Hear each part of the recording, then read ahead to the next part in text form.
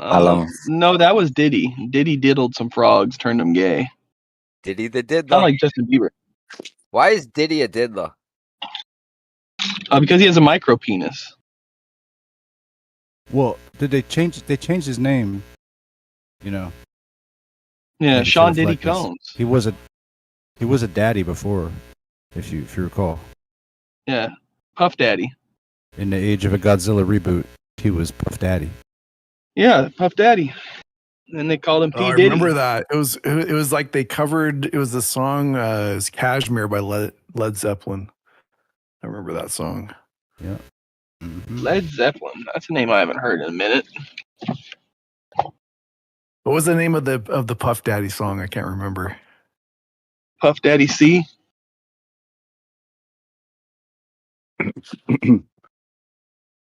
How long? But his work with Junior Mafia, perfect. I remember him and Bieber hung out. Remember how him and Bruce Willis were friends a lot? And now Yeah. Bruce Willis can't remember anything.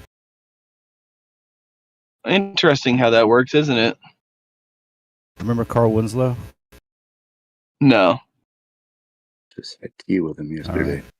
I'm not going to talk about it. Hey, But it is involved in the Diddy dialogues. in your balloon universe, why does mass attract mass? Balance. Because in the balloon there's a fabric, and those molecules, they bend that fabric, and it causes other molecules to be drawn to that other molecule.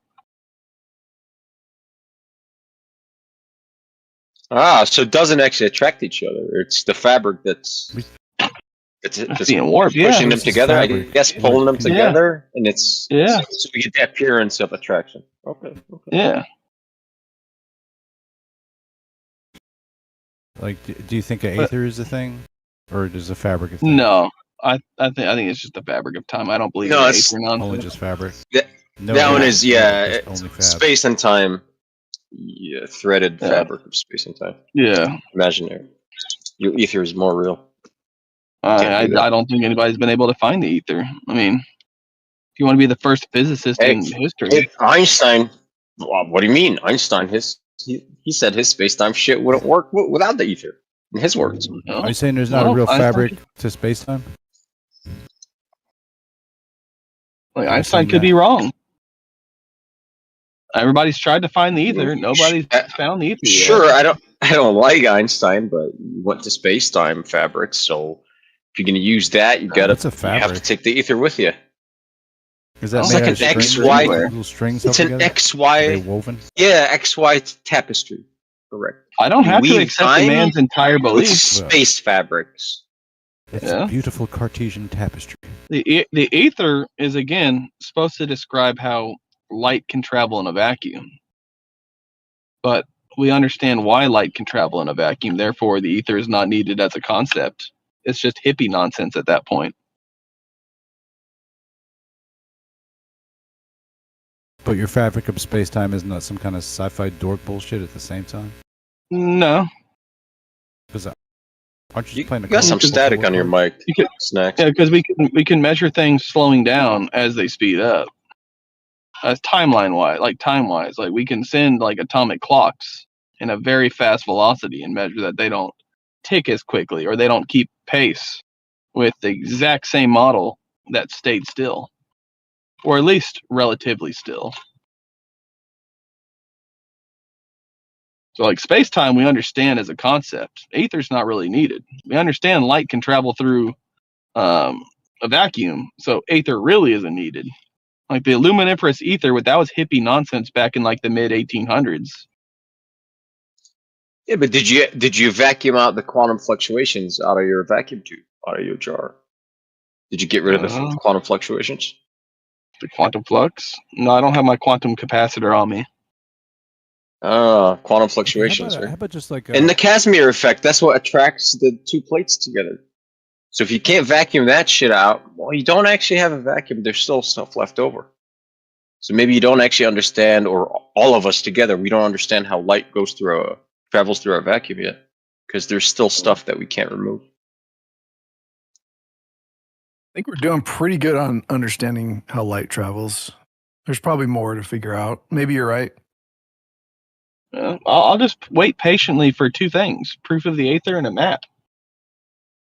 Until then, this is just like, Can you measure what is the? it like? Can you Like fan fiction measure to me the- when I listen to you guys talk. I Can feel you about measure the gold, speed of the light, gold. or Like we got can you this measure curve, the we can't speed? find it, but it's there. I promise. Yeah, but Can I you gotta actually get going. I'll be back here in like 15 minutes. I want to hear about the spandex, the elastic space. Can you actually measure the speed of light?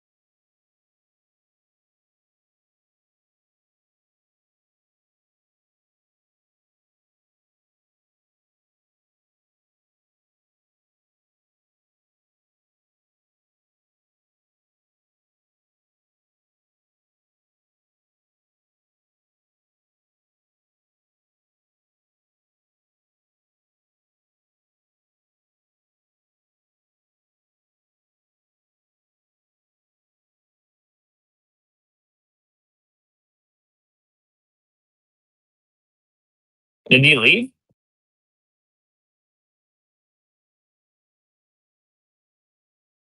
You said he'll be back in 15. I like how he calls the ether, whatever ether, hippy dippy dog shit. It's like, all right. Is it? What'd you say, Jeremy? You call it hippy dippy dog I was shit. gonna say, You what call it actual hippie good though. is it though? Jeremy again?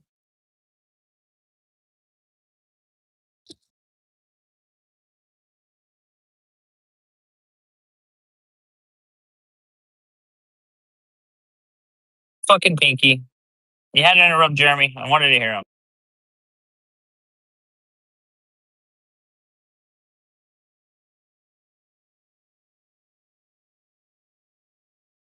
That's okay. I was gonna just ask him like about What Maxwell. actual good is it?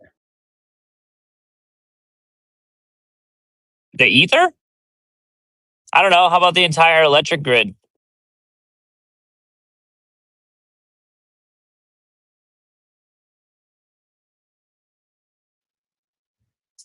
What actual good is it? Am I coming through? Yeah. What actual good is it talking to people? Like we're trying to get to the truth. These guys don't know moved into a car or a car moved into a tree when a collision happens. Or those people aren't going to get us to the truth anywhere talking to those guys, right? Or are they? No, absolutely not. No.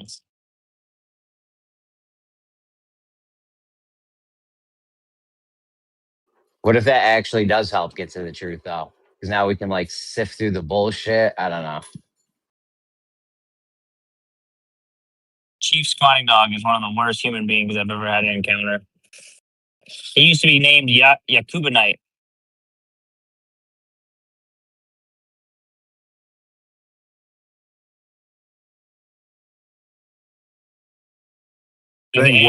Worst human being you've ever interacted with?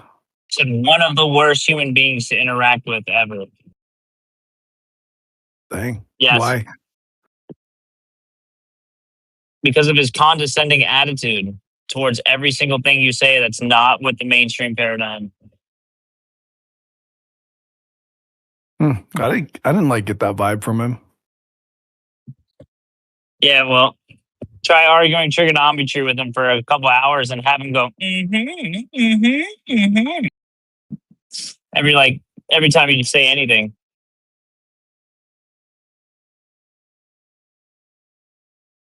Well, what was the argument for trig?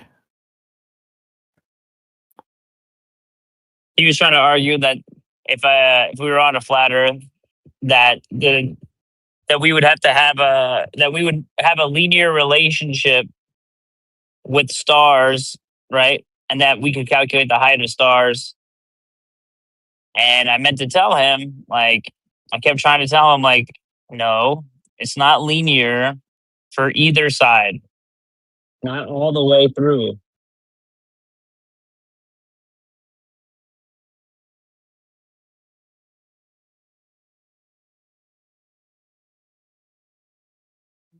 Yeah, the 69 miles per You did, degree like, shit falls refraction or apart what? for the You globe at pulled the up horizon. Can you guys hear me? Yes, Yeah, we hear you. dude. I don't know what it is, Jeremy. I'm not trying to do it. It's just What maybe the it's fuck, like bro? It's there's like crazy, something in the Pinky. waves and it pings both of us to talk. I don't know. Sorry. You guys both Go have ahead. the same retard wavelength or some shit. I don't know. That's what it is, dude. But then you have We're to like wavelength brothers.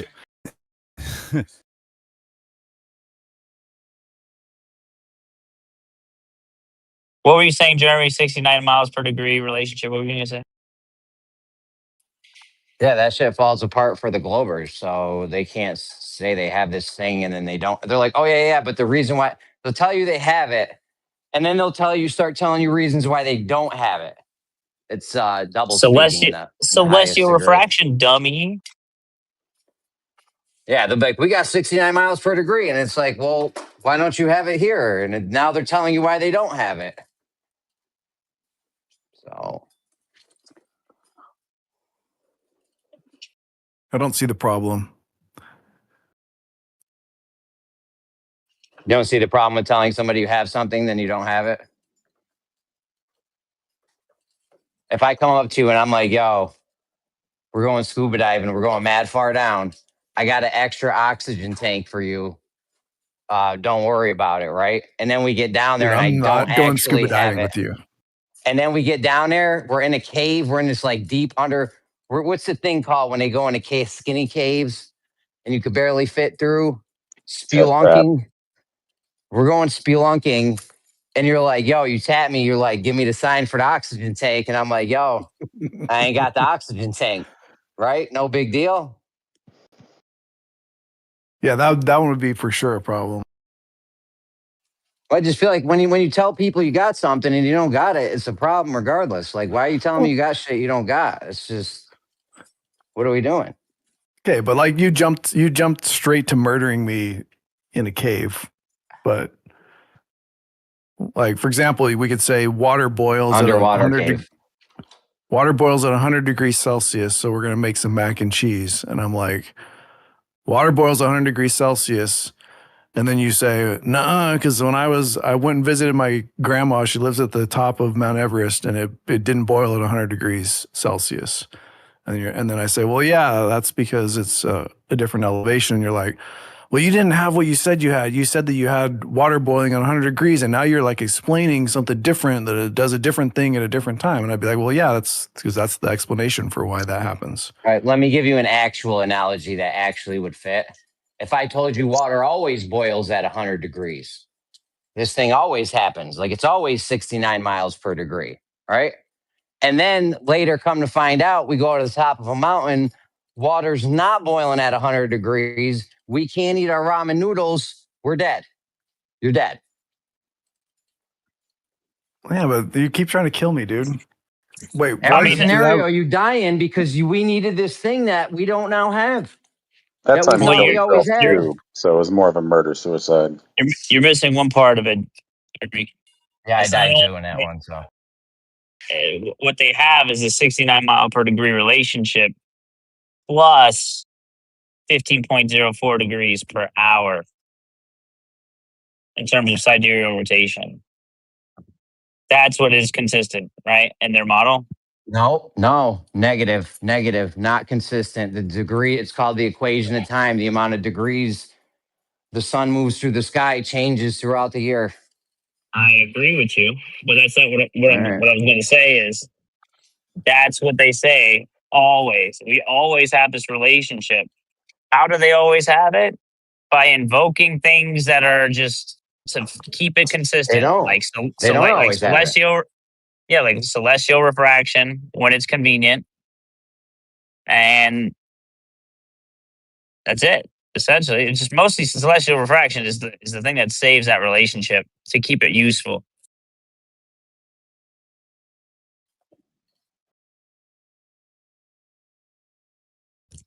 But do you think do you understand how crazy that is if that relationship isn't true and it's just completely stitched together with an ad hoc explanation of celestial refraction because it has to be because we're on a ball, right? Well, it's Like not. let's say I hold on. Let me. I'll answer the first hold on, part. wait. I didn't ask a question. Hold on a second. Let's You say said, you "Isn't it crazy that?" And then you said that. Go ahead. If you okay, there's more, go that's for it. true. That's true. That's true. You're right. I didn't say that. Okay. So let's just say that it's off by half a degree, right? 30 arc minutes. Okay. 30 arc minutes with 1 degree, that's 30 miles in all directions from the epicenter of where you're at. Now, that might seem like a small thing, but exponentially, you could hide so much of the world with those small, like those relatively small shifts in degrees, essentially. Like, for example, like if it's completely conceptual, this 69 miles per degree relationship, and that it's all based off of Polaris. And then when you can't see Polaris anymore, you're basically going by what has already been previously recorded. Dude, who's to say that there isn't another entire star field that we're not aware of? You go farther south. Like there's like no way to actually Oh, that's tell. my favorite. No, that's my favorite. Yeah, there's another moons. There could be another thing with stars and two moons, and they got three suns. Well, you should go. You should go to Antarctica and see if you can go across it and find the new star field. I predict that what'll happen is you'll go to Antarctica. You'll see the Southern Cross ahead of on top of you, and then as you go, that one will set, and then you're going to see Polaris rise as you go towards the north. But it would be a good test. And if you found other lands, then that would be compelling. My take with the linear relationship, part of it is okay. Let's say as Polaris gets down near the horizon, it sets more slowly, and we say it's because of refraction. Well, people like you could travel 500 miles closer to Polaris at that exact instant, and you could watch Polaris the whole time rise back up. And then it would, if you went to that location, it would still be going. It would be high enough in the sky that it would still be following the 1 degree per 69 miles. So it's not a location dependent phenomenon. It's a horizon. Like we've identified that this is something that happens on the horizon everywhere. It's literally impossible for it to go 15 degrees or 69 degrees per mile because once you're off of 90, now there's refraction, automatic refraction anywhere off 90. Whether it's a little bit or a lot of bit, either way, it's there and you're not going to be getting the geometry.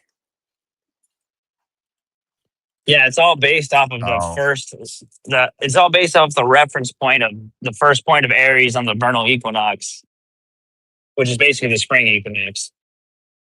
And then from there, everything else is calculated.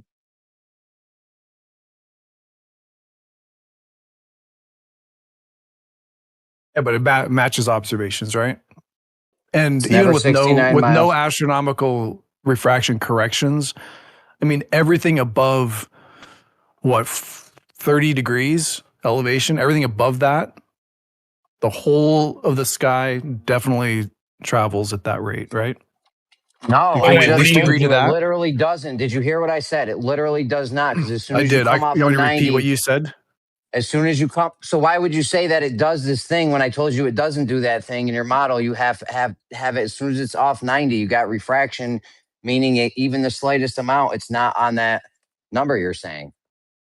Oh, sorry. I thought when you said 90, I thought you were talking the horizon. No. Well, how So much is it? How much is it? How All right, much hold on, is wait. astronomical? we got to start Are we- talking to guys who know about trees and cars and know what 90 degrees is. Yeah. Well, no, 90 Pinky, degrees. let me I mean, ask you. okay, Yeah, but hold so- on. In my defense, let me defend myself. Okay, when you say you're looking up at the thing and then you say 90 degrees, I'm going to go 90 degrees from that down to the horizon. You see how that makes sense too? Okay. Well, as soon as you're off of 90, as soon as Polaris isn't 90 degrees from you anymore, now there's refraction. So you're at 89 degrees. There's a little bit of refraction there, which means you're not geometric anymore, which means it can't be 69 miles per degree. And it's just going to keep getting worse and worse from 89 to 88 to 87 to 35. It just keeps getting worse and worse, the amount that you're off by. So, no, not the thing you said. All right, that's the Well, question. how much? Pinky. How much worse? It's a fair question. Is how at How you want to know 45 how degrees? much you How much is there? You want to know how much the thing that you said always happens doesn't happen? Yeah, Wait, how you much don't even have to error? ask it How like much that. refraction is there at 45 degrees? Yes, that's what I'm asking. Oh, wait. What are you correcting for and to in terms of what are you correcting for? You're correcting for what? The relationship not being intact, and two, a perfect spherical coordinate system, an idealized spherical coordinate system. That's why you need celestial refraction. But do you live on an idealized globe? A perfect sphere? No. So that alone should tell you that yes, what you have is something that you don't actually have. I don't think it matters. It doesn't matter whether we live on an idealized globe or not doesn't really matter. Now it In doesn't fact, matter. if you go, no, it doesn't. It doesn't. Like, what would change? Elevation. Like, if you go into stellarium and change the elevation, it doesn't. The moon might change a tiny amount, but the stars, like, those are Haberstein going to be formula floating. doesn't work. Those are going to be floating A point lot of errors stuff at that falls point. apart. A lot of stuff falls apart. Haberstein doesn't work anymore. You're not going to get 69 miles per. Even if we were seeing it, you still wouldn't get it. But we're not even seeing it, so you don't even have it to begin with. So the 69 miles per degree. I mean, Haberstein never actually. I mean, I'll give you if you want some ammo. Haberstein doesn't actually work. It only works for a perfect sphere. So it's always an approximation that's going to be off by a little bit, not a lot, but. Yeah, how different is the I told you Haberstein that. Why are formula? you telling me why are you telling me that? Why are you telling me that? Like you just told me that and I didn't know. I just told you that. Okay, good. I just want to make sure you have good ammo. The best I got ammo. all the ammo. I'm like Rambo out this. I'm like Rambo, bro. I got all the ammo. Yeah, You're Rambo. like you're like the roboting Rambo. Rambo with the shite AOL internet Rambo. connection. Check Rambo, Jeremy. Ammo. don't even know. Sorry, you're roboting so bad, and it's the worst time. Jeremy, you're doing first blood Rambo right now. You sound like a hippie Rambo.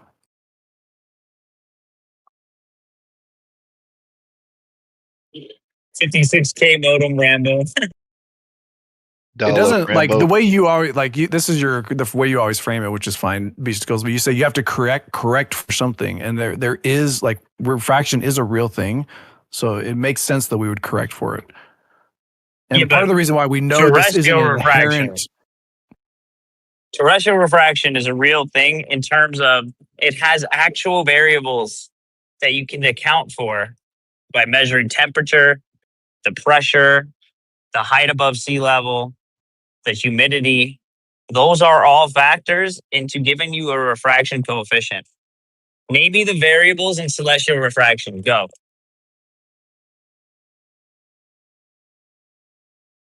I'm No, sure it's there a isn't any. calculation. I'm sure it's a calculation, but what's it based on? An Like idealized when they Atmos. developed it. Okay, an idealized Atmos that what? That has pressure, has a pressure gradient in it? No, they used a completely fixed Atmos, basically a static density, like an Atmos density, right? Gradient. And yeah, and it's the same no matter where you are, no matter what you're looking at, no matter what time of day. It doesn't matter. They use an idealized sphere. Well, in it's not terms the of, same like, regardless of what you're looking at. It's the same, like, because obviously you just said if you look up at 45 degrees, there's a different effect than if you look at the horizon. Give me 1 second. I'm getting Right. on the bus. Hold on 1 second.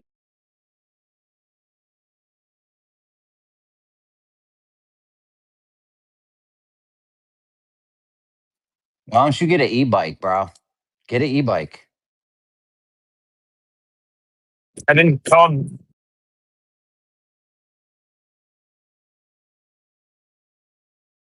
Hold on 1 second.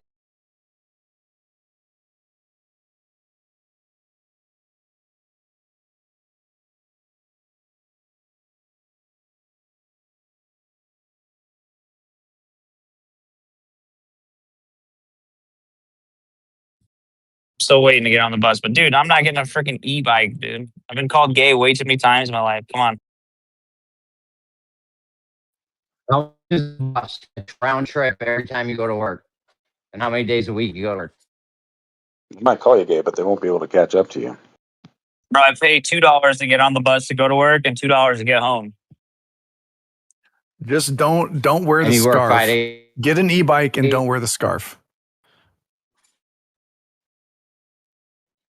That's $20 a week, bro. 50 weeks off the G. You're paying $1,000. You could buy an e-bike for that. I'd get a You could buy an scooter. e-bike for a G, and then next year, anything, right? Right, Cole? Anything. Get something. Get a one of those motorized unicycles. There's skateboard thingies that are electric. Like, get something, bro. You're What's wasting them money on a things bus. that what's them things that stand up on their own? That you stand on them. They got a wheel on each side of you. Those little Just one hoverboards. wheel.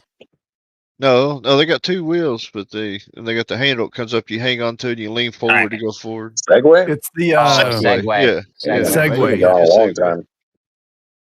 All right, bro. So what if you don't how well do you know celestial refraction, Pinky? I'm like probably 3 out of 10. Let's just assume you know way more than I do about it. Okay, I'm gonna send you this. I'm gonna send you a What's the screenshot. three? Or Hold I'm on, gonna make me post give it. you. What's the three? What's the three that you know?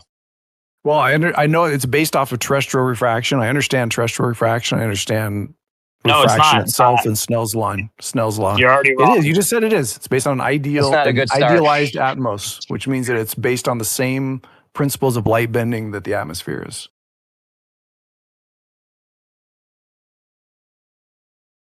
You should read. Bull Knight posted me a paper that he said is epic. So Oh, Bull Knight said it was epic. So you I know think it this is. is a measuring. I think this. Oh, go ahead, Bull Knight. You got it. No, because I was gonna read a summary of the paper. It'd be better if probably coming from you. It's just one of many. There are so many papers here where, well, celestial refraction was initially like, oh, the star ought to be there, but it's actually here. So if we just correct it by this smidge based on the amount of angle of elevation, it'd be closer. But since then, there's been so much direct verification of it across so many fields. So there was a time where it was just a correction based on an assumption. Since then, you can recreate it from scratch just based on live atmospheric conditions. The amount of accuracy you get doing that is absolutely marginal. So that's why it's not typically, looking at live atmospheric data for just simply celestial refraction corrections. Nice. All right, now I'm up 3.3.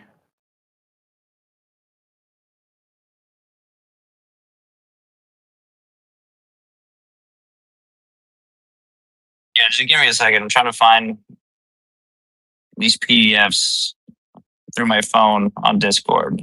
So it's horrible. I don't know how you guys do it. I never use it on my phone. It's the worst. It's so bad, dude. Ugh, gotta go back in time. I gave up on reading, period. You guys are reading words still? That's like some kind of barbarian.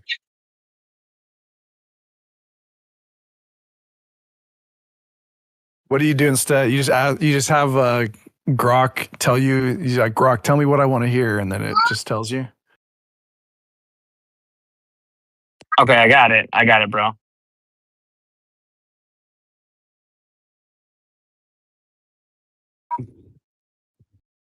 So have you ever heard of site reduction tables? I have actually. That's part of my 3. Oh yeah? What do you know about it?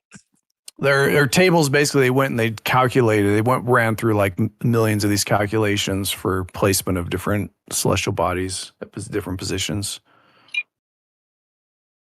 Okay. That's cool. That's pretty close. Give me a second though. Because I'm gonna actually give you the PDF, not just the Sci-Hub. There we go. Okay. And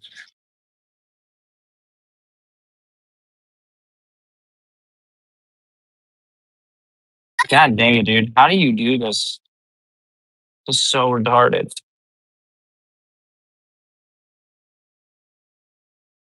Yo, the bus is like shoulder to shoulder right now, too. Okay. There you go. Go ahead and open that paper real quick. Let me know if you do.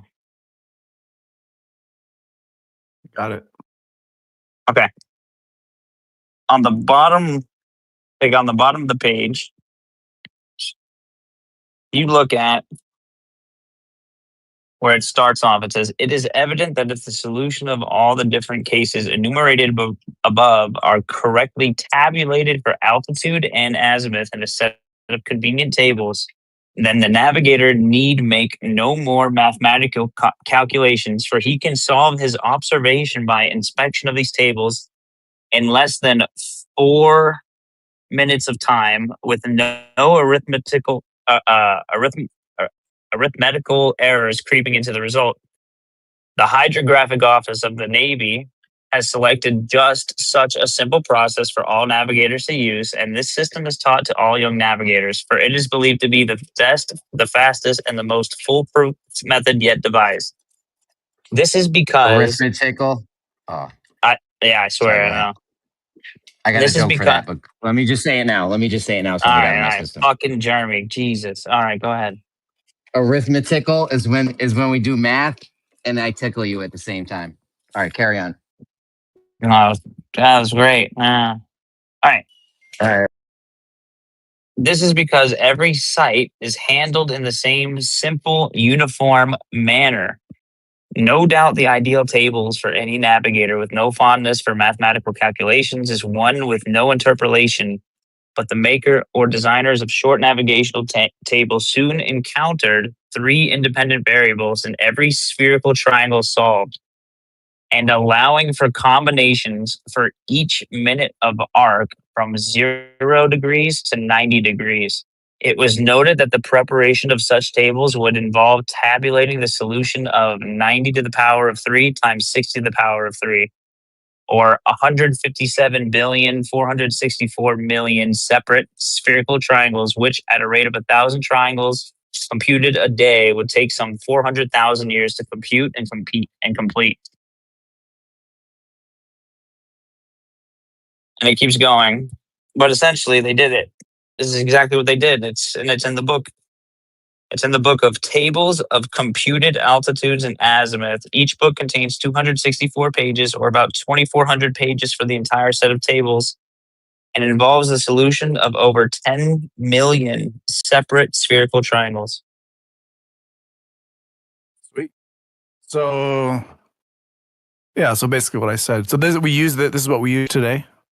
We use these pre-computed tables. Yep. When was this? When was this paper written? This was 1943, Scientific American.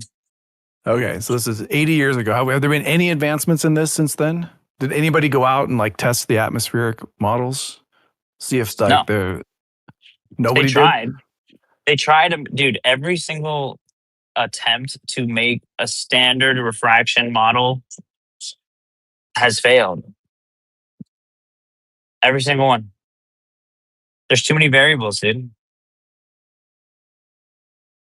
Okay, so nobody went out and tested to see if the observed refraction matched what was being used to compute the tables. Correct. Like let's say there's always some error, but like is it within a certain, like, what's the margin of error on these standard refraction ideas? No, there's no standard. There's no margin of error. It's just to make an idealized sphere, bro. Well, they are making an atmospheric model in this idealized sphere, right? No, that's what I'm saying, bro. They use a pre-assumed idealized atmospheric model that is static and not dynamic in order to tabulate all of these things. Okay, so they do have a standardized atmospheric model. You just said they don't have one. So what did you mean by that? But obviously I misunderstood you. Okay. Do you think the atmosphere is static? No, but I think in parts of the atmosphere it's very, very predictable. No, it's never static. Nope. Never, ever, static. It's never 100% static. Correct. Yes, but in regions of the atmosphere, it's predictable, right? So what you asked, yep, dude, what you asked, you said, so no one went out and tested it, right? No, they just have it static because it's approximation. It's tabulations, calculations. It has nothing to do with what's actually going on. Okay, I'm going to relink. You maybe didn't hear, but I'll relink Bull Knight's paper because this appear. Oh, I just tagged myself. That's embarrassing. This one does that. This one goes in measures refraction index at different altitudes.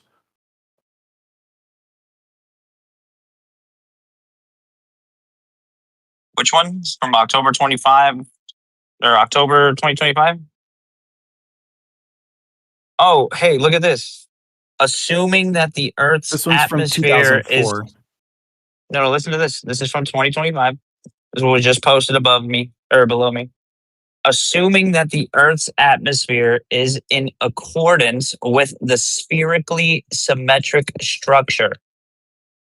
This Earth's atmosphere is stratified according to the constant height, and the atmospheric parameters, such as temperature and pressure, obtained based on NRL MSIS 2.0, are used to calculate the atmospheric refractive index at each layer.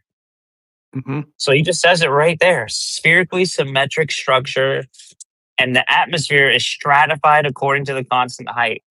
Oh, you know it, and I know it, that the layers of the atmos aren't actually layers and they're not idealized. Well, they're saying, okay, like, how does an airplane tell how high it is in the air? It uses pressure, right? Like that's how reliable pressure is. They don't crash into mountains. Is it constantly changing? Yeah, it probably is. I guarantee that the 100%. Pressure is constantly changing, right? So, but yes, they don't use real world inputs, bro. That's the point. It's not like planes do when they fly. No. I'm not talking about planes. I'm talking about looking at stars, bro. So how is it that the pressure is always changing, and yet planes manage not to fly into mountains? Because they have a thing, I can't remember what it's called off the top of my head, that uses the Bernoulli principle that basically airflow flies through the plane. That's giving it a real world input at all times. When you're looking at stars, you're not inputting real world data. All you're doing is doing height and your angle to the star. And then based on your height and your angle, that's how you get your refraction coefficient. Yes, which is based on an atmospheric That's model. an empirical, but so it's just empirical observations, right? Like, which means if I give you an angle to a star and the height above sea level and the distance, you know what I mean? Like, if I give you an angle and the height of the observer, right? You can literally give me the exact coefficient of celestial refraction needed. Yeah, no, I agree with that. So the question is, so it has nothing to do with real world inputs. It has nothing to do with actual variables. No, that's a fallacy. That's a fallacy. What do you mean that's a fallacy? That is a fallacy. That's just the truth. That's just the truth. No, it's a fallacy to say that because I didn't go and measure it, it's wrong. What fallacy? Okay, what fallacy? What did I say was a fallacy? It's one. I'm not like super up on my fallacies, but I do. My entire career has been in logic, and I know when there's a fallacy. You know when something's fallacious. Well, you're retarded. Yeah. Okay, let me explain to you. I'll just explain to you in layman's term. You can tell me which fallacy it is. No, you're supposed to tell me what fallacy it is if you're calling it out. I don't know. I don't. You know a lot more. You can. If I describe to you the problem with the argument, you can tell me what the name of it is. You're just saying no. You don't even know why. I want Beast to call his own fallacy out right now. Yeah, do it. Yeah. This is help me out, Beasticles. There's no fallacy. I'm just giving you a fact. I'm not even making an argument. I'm just telling you what is there's what. a problem. I promise you there's a big issue with your argument here. Your argument is that if you don't go and measure the exact atmospheric refraction and you assume it, that means you're wrong. Okay. So that would be a fallacy, right? If I made that argument. Hold on. I'll let you know. What is okay. I just want you to see I just want to see if you agree with me for a second. All right. Do you think the atmosphere is static? Nope. No. Okay. I have a follow-up question. If the atmosphere is not static and dynamic and is in constant flux, then assuming that there is a stratified layer of atmos, basically each layer giving you a certain refractive index at a certain height, yet it is completely dynamic and in flux, and each layer is not actually at that constant height, would you say that is actually pseudoscience at that point? No. So it would be a fallacy to assume that it would be a fallacy to assume that it's wrong, because I think it's just a non sequitur. What you're saying is that because something's in flux, that therefore means that I don't know which of these you would contend, but therefore it can't organize it. Dude. If you want to go ahead. I'll mute up. It can't organize into strata. It can't have a predictable density within those strata, and or that we can't then predict the way light would generally pass through those to a degree that's reliable enough to make predictions about where things will be in the sky. Your prediction would be dog shit because you're not actually predicting anything. No. That's you're just taking it to a margin of error, and you're saying, I think because the atmosphere is dynamic, therefore I think you're going to be wrong in your prediction. Listen. If I give you a height above sea level and an angle to a star, and you give me a refractive index for that location and that star without actually measuring it, that's retarded. No, not necessarily. That is a fallacy. What do you mean that's a fallacy? It's a fallacy because I could create a calculation that's based on known phenomenon and an expectation of some, even though it's dynamic, an expectation of some consistency that You'd be wrong produces every an time. accurate result. He could get lucky. He could get lucky though. Right. Or Is I that could what you're just saying, understand Biggie? it and the system I have produces gets the right answer. You'd literally be wrong every time if you don't measure it. I mean, probably by a tiny, tiny, tiny amount, by a big amount, but you'd have to say how wrong I am based on some conditions. And I'm showing you people that have gone out and actually measured the conditions and shown that, oh yeah, this matches with what we expect to happen. When I say Okay. me, I'm reposting Bull Knight's papers. The thing is, Beasticles. yeah. Do you know what this? Oh, sorry. Do you know Go what ahead. this sounds? Do you know what this sounds like? Have you watched Made by Jim Bob debating evolution? It sounds exactly the same. Sometimes. It sounds exactly the Yeah, same right. as what he's Where saying. he has to grant basically the strata, the idealized stratification, or in evolution case, it's called the uniformitarian principle, right? Well, Where you have like layers of ground or layers of earth, right, stacked on Right. top of each other, and it's right, like, but oh, also yeah, go the ahead. fact that species is it's arbitrary. They can't actually tell you when this Exactly. branched off, what this clade is, what that right? It's exactly the It's same. nominalism. It's called Exactly, nominalism, yeah. where it's just a naming convention. Yeah. Same thing with this. It's just, yeah, you're right. It is the same thing because you're just claiming there's the amount of refraction there that's not actually measured. You're just claiming it because it's based off of like spherical concentric circles of Atmos. But you know it, and you literally admitted it, that the dynamic flux of the Atmos, it's always in constant flux. So to assume that there's spherical concentric layers sprouting out from the center of Earth in order to give you that celestial refraction correction for when you have an observation that doesn't match your 50.04 degrees per hour and your 69 miles per degree relationships, that's fallacious. No, I think it's the opposite. Like you're for some reason you're attached to this idea. For some reason you're attached to this idea that if the atmosphere is dynamic, then that means that we can't study it and come to conclusions about what things about it are consistent. It's like because it's dynamic, nothing is always in flux. Maybe if you go up to 35,000 feet, you're going to find the same pressure that you're going to find at sea level. Okay, that will happen 0% of the time.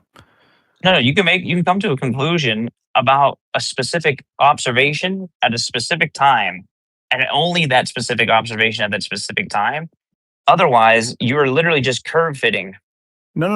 Okay, I'll give you another one. So we send up twice a day from probably 60 cities. I'm going to find a link for you. 60 cities in the United States. We send up upper air sounding balloons, and they measure temperature, pressure, all the way up from ground level to I don't know as high as the balloon goes. Yeah, it's pretty high. I think it's twice a day, every day. Today they've sent 2 up.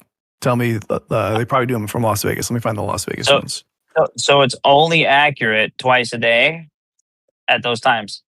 No, that's not my point. My point is you could take these and you could just stack them like day in and day out, and you could see how consistent conditions are. Average? Are you going to base it off an average? Yeah, I mean, but you understand with averages, you also can do like standard. You can do whatever you want with averages. So, no, dude, why do you keep interrupting? Shit. No, you can do standard. You can do standard deviation and see are these conditions actually consistent? Because you can have an average where it's like an average of a wildly disparate data set, right? You could also have an average of a very tight data set, and there's ways that you can use statistics to analyze these. But none of it matters if you're constantly reifying the model by curve fitting it with the same amount of celestial refraction to keep the internally consistent time and then internally consistent distance intact. Like, it doesn't matter. Like you could have all these refraction, from atmospheric. You can have all of those variables, because you can put whatever variables you want, but you're basically comparing and contrasting it to the idealized spherical concentric layers, essentially. Like, you still have to compare and contrast to that. all we really have to show, I mean, we show that the conditions that we see match what we're applying for the atmospheric refraction calculations, you know? So you could disprove the atmospheric refraction by just observing something different than what they're using. But also by just showing the conditions when you get through, and especially off the ground, you get off the ground, you're going to find that conditions are much, much more consistent as you go up. Lower to the ground, like temperature is going to govern the refraction. Like it's more a big deal, like 10 feet off the ground. As you go up, it's pressure, and pressure is extremely predictable. It's predictable enough that our altimeters, that's what our altimeters use to tell you how high you are. Pinky, I'll use the exact opposite in order to show you why this is not real science. Like it's not a real, it shouldn't be allowed essentially, right? Let's just say it's the exact opposite, right? Let's say I had a flatness correction, right? Where I had every single observation that I made of the stars basically conform to the flat Earth. And instead of using celestial refraction, I would be using something called flatness refraction. And no matter what observation I would make, whatever it may be, all I need to do is make that observation or have a certain height above sea level or a certain angle to a star. And if it looks like it's curving at a certain rate, well, then that's exactly how much flatness refraction I needed to keep it flat. You see how that would be fallacious? Let's have to figure that and out. Then you're going to. It's just lingering. It's unexplained. There's not a hypothesis for it yet, as far as I'm aware. But but do you see how that would be fallacious? Those stars will linger near the horizon. Yeah, if you had nothing else with it, if that was the end of the story, that would not be good. Yes, that wouldn't be good, right? That's exactly what celestial refraction is. If it was just a start of the story, that's not what it is. That's not what it is. Listen, 3 out of 10. That's exactly what it is. 3.3, and it's not. It's I know enough to know that that's not what it is. What you're describing is an ad hoc, like the celestial refraction model is based on known atmosphere. It's ad hoc. No, it's just ad hoc, dog. No, but it's based on known atmospheric refractive conditions. No, it's ad hoc, bro. No, ad hoc would just be like ad hoc would be like, we have no idea why this happens. It just happens. Yeah, that's exactly what you're doing. It has to happen because we're on a ball, so it has to fit to the curve. Okay. So it has to be refracting at this much. Here, let me open the paper you sent me and see if they have an explanation for why they've done this, why they've made these calculations. 1 second, I'll be right back. Bull Knight can take over. What would be the null hypothesis for this celestial refraction determination project?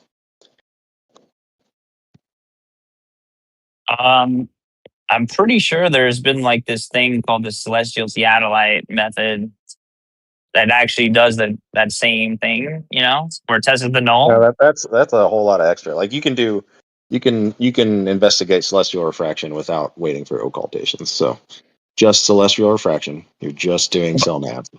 I literally don't think that there would be a better way other than an occultation in order to determine what is actually physically meaningful.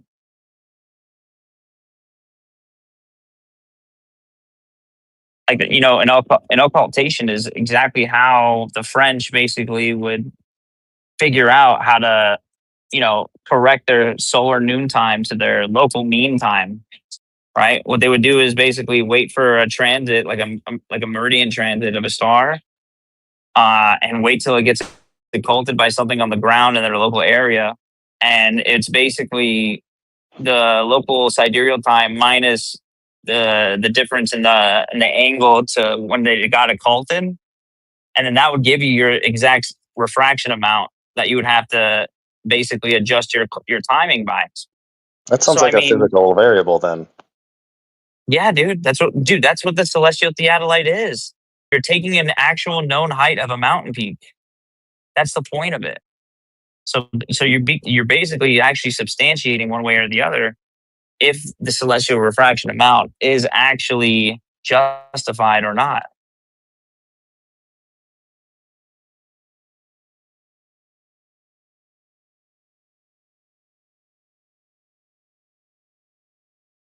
That's literally what the celestial theodolite is about, bro.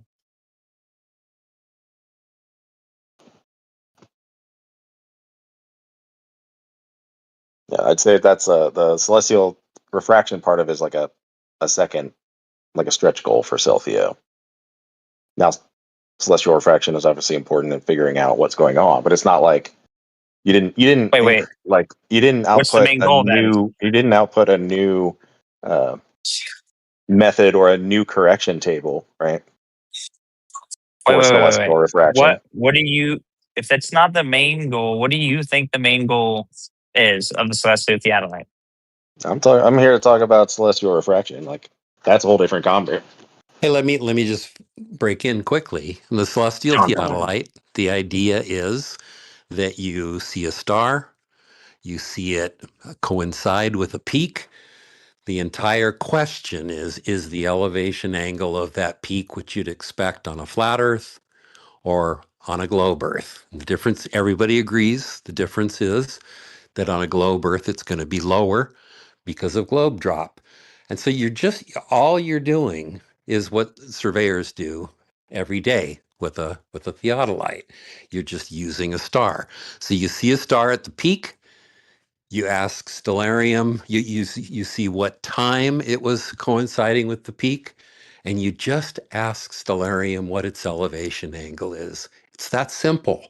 And when you do that, even if you turn atmosphere off, even if you turn off refraction, you get an angle that's within an arc minute or two of the pure geometric value you get from the globe, and something like 15 arc minutes lower than you get for the flat Earth. It's that simple. That's why the ether boys have hung it up.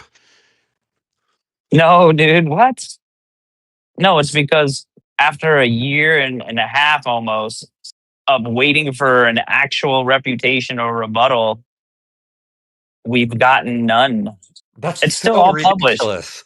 That these you have no understanding whatsoever of the stupid method that they use. It's very simple. You simply wait for a You remember when you were star. like, "Oh, I love this method." You I remember you in the simply beginning. wait. You were like, "This is pretty No, cool. I I'm love so the happy you guys are doing it." No, I love the celestial theodolite because it settles the question. Mike Heffron's first observation explicitly gave the result that the globe calculation predicts. Pike's Peak on the globe, the elevation from Heffron's house is 2 degrees, 18 arc minutes. On a flat Earth, it's 2 degrees, 31 arc minutes.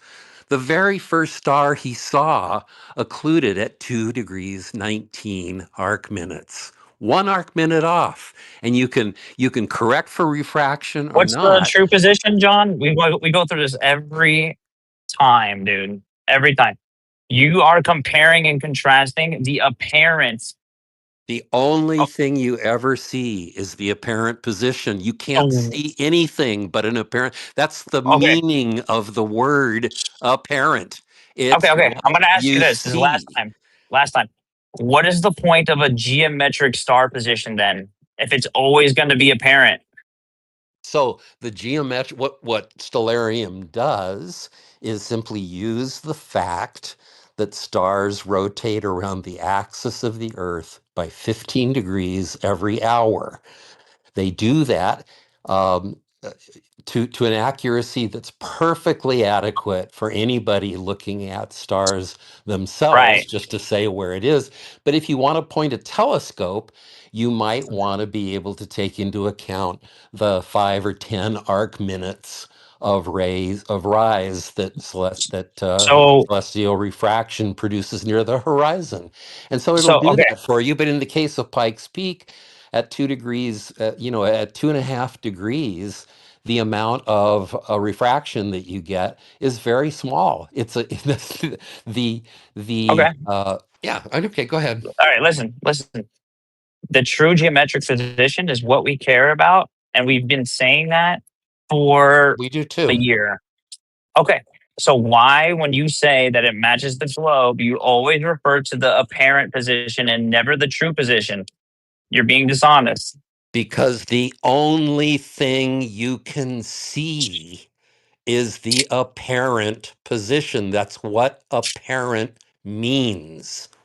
So just ignore the true position and the true geometry of the No, star. no, the way you Okay, to be calculate honest, the apparent position is to find the we geometric position and apply the minor amount of refraction in the situation that a star is very close to the horizon. You can forget about it entirely the rest of the time.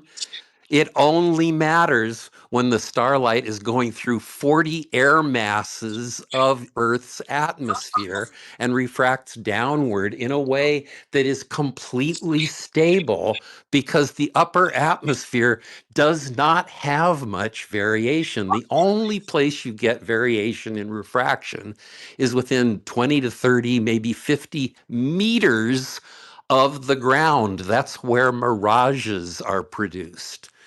And so you make Alright, that minor you're just going correction off. near the horizon.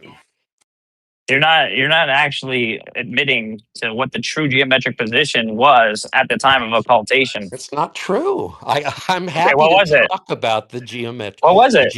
Okay, yeah, okay. So at the time of the occultation, the true geometric position of the star was 2 degrees 5 arc minutes. That's what it Uh-huh. was. And what was it at the peak? Sorry? And what was it at the peak?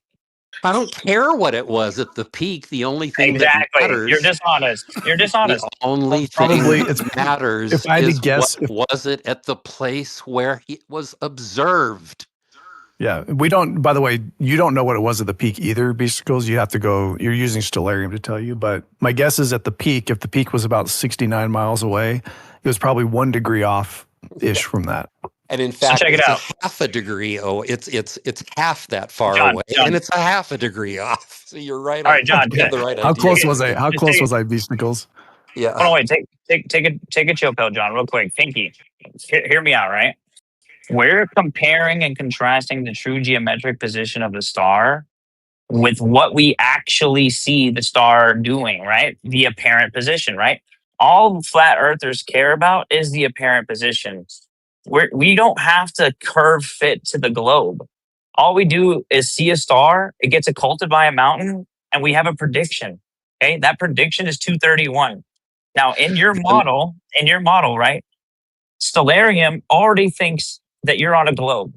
So in order to basically compare and contrast the flat Earth prediction versus the globe Earth prediction, you would have to add back the arc length, which is 27 arc minutes, right? That's basically the distance, right? The star drop between the observer, right, to the mountain peak. That's the 27 arc minutes, right? So then when we move the observer to the mountain peak, okay, the elevation of the star should rise, correct? Would you guys both agree with that? that's right. 1 degree per 69 The statute visual, miles. All right. that's right. And it does. It rises And to hold on, the arc I second gotta by I that gotta I amount. gotta follow up. I gotta follow up. Okay. So you agree that it would raise an elevation, right?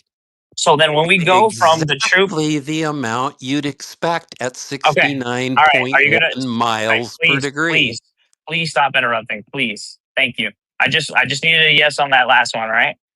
So when we add back the arc length in order to compare and contrast the true position of the star from what we actually observe, we should be off by the amount of drop that we did not account for. Correct? This is so ridiculous. Look, Yes. first of all, Yeah. Of you're course you should. you're Hold on, talking wait. about Thank you, visual. No, Pinky. you said something a moment ago. You said you only care about apparent positions. John, Then why is it that I need you to stop freaking out, bro. the celestial theodolite method used by Alan and Shane and Mike use only positions that you can't see? Only geometric positions. Hey, listen, From John, stellarium. I need you to take a chill pill. Pinky. Hey, I Remember what what I you want just you said? to gotta do roast is him. acknowledge, because you just said that they use Dude, apparent positions. chill They do out, not. bro. It uses nothing Dude, but can you geometric, stop getting emotional, bro? It's invisible. okay. It's not a ball. It's all right, bro. You're Look, gonna be okay, John. Beast, I just need you to acknowledge that the positions they're comparing are positions that cannot be seen. Holy shit, dude. All right. This is the point of moving the observer to the mountain peak, right? Because that's when we actually get the occultation. That's the No, point, the dude. occultation Are happened people? Are we at misconflating Ephraim's that house. like Globers don't have to be douchebags, but they No, they are don't have to all. be. No, no. But I He's think some freaking of you out think because that he that's knows the the style. implications, Is Max. that the style You of know, conversation that they? I don't know. Maybe it's just what. Maybe they learned from their betters.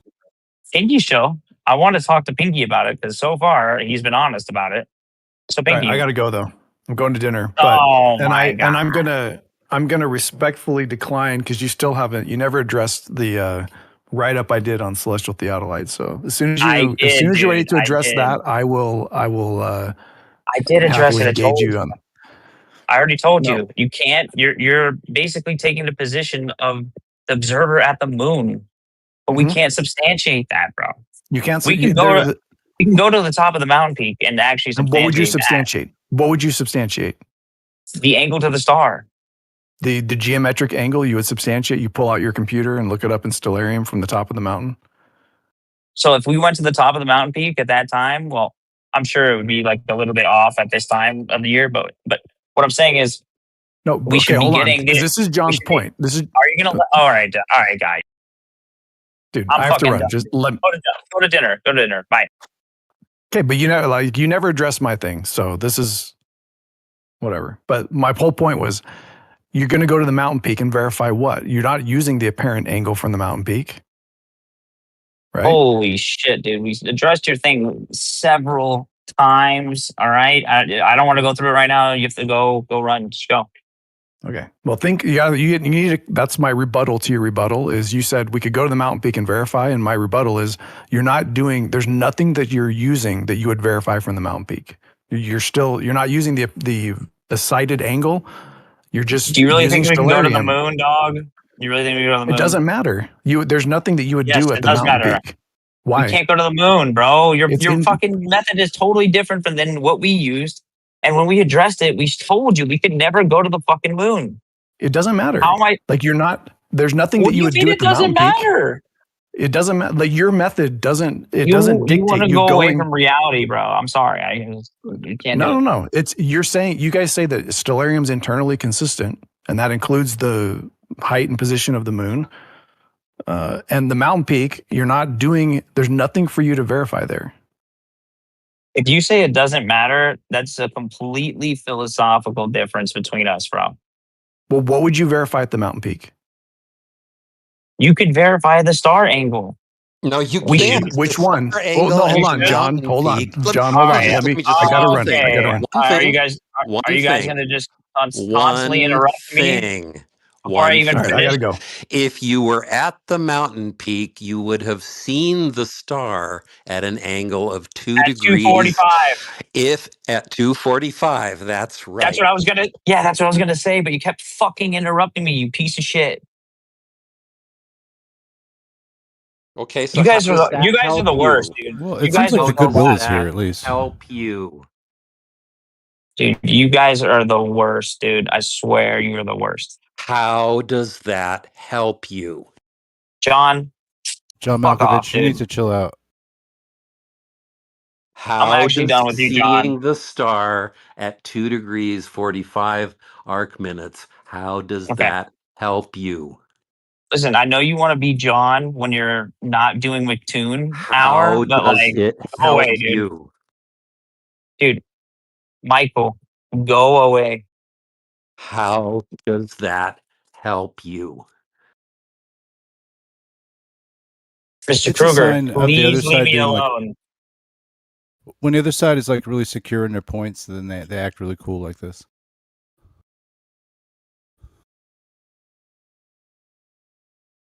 You know, because What's the original How does argument? it help think? you?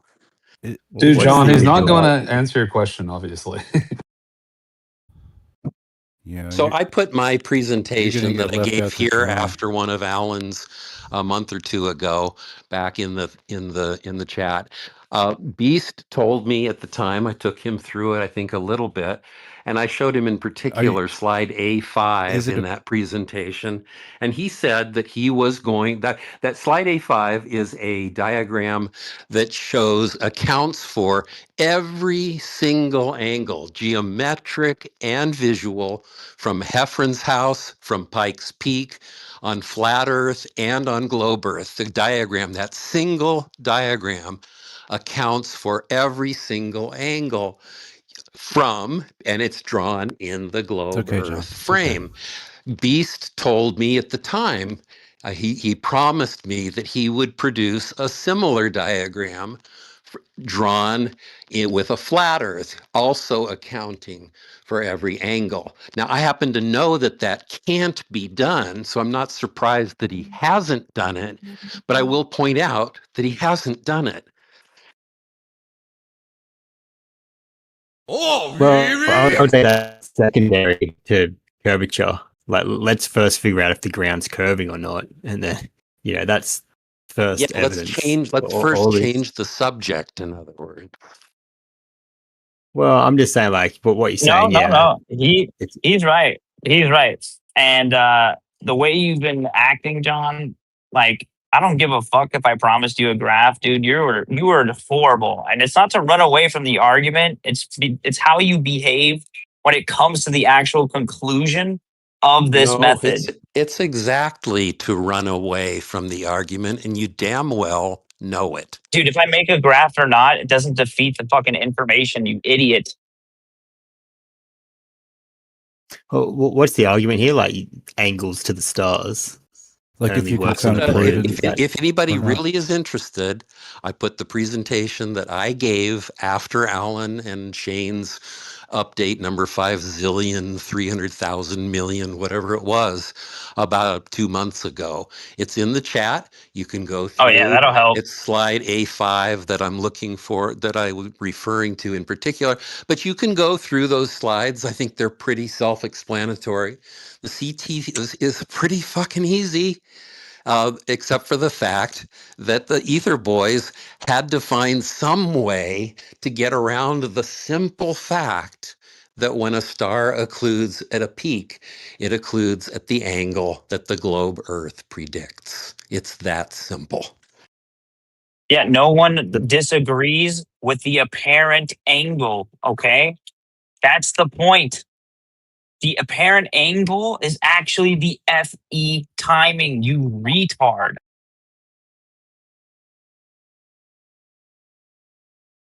can you post your document or something, whatever you had? Yeah, I'm It's in sorry. the I'm sorry. He chat. gets me. Post in the He gets chat. me. It's in the He gets chat. heated.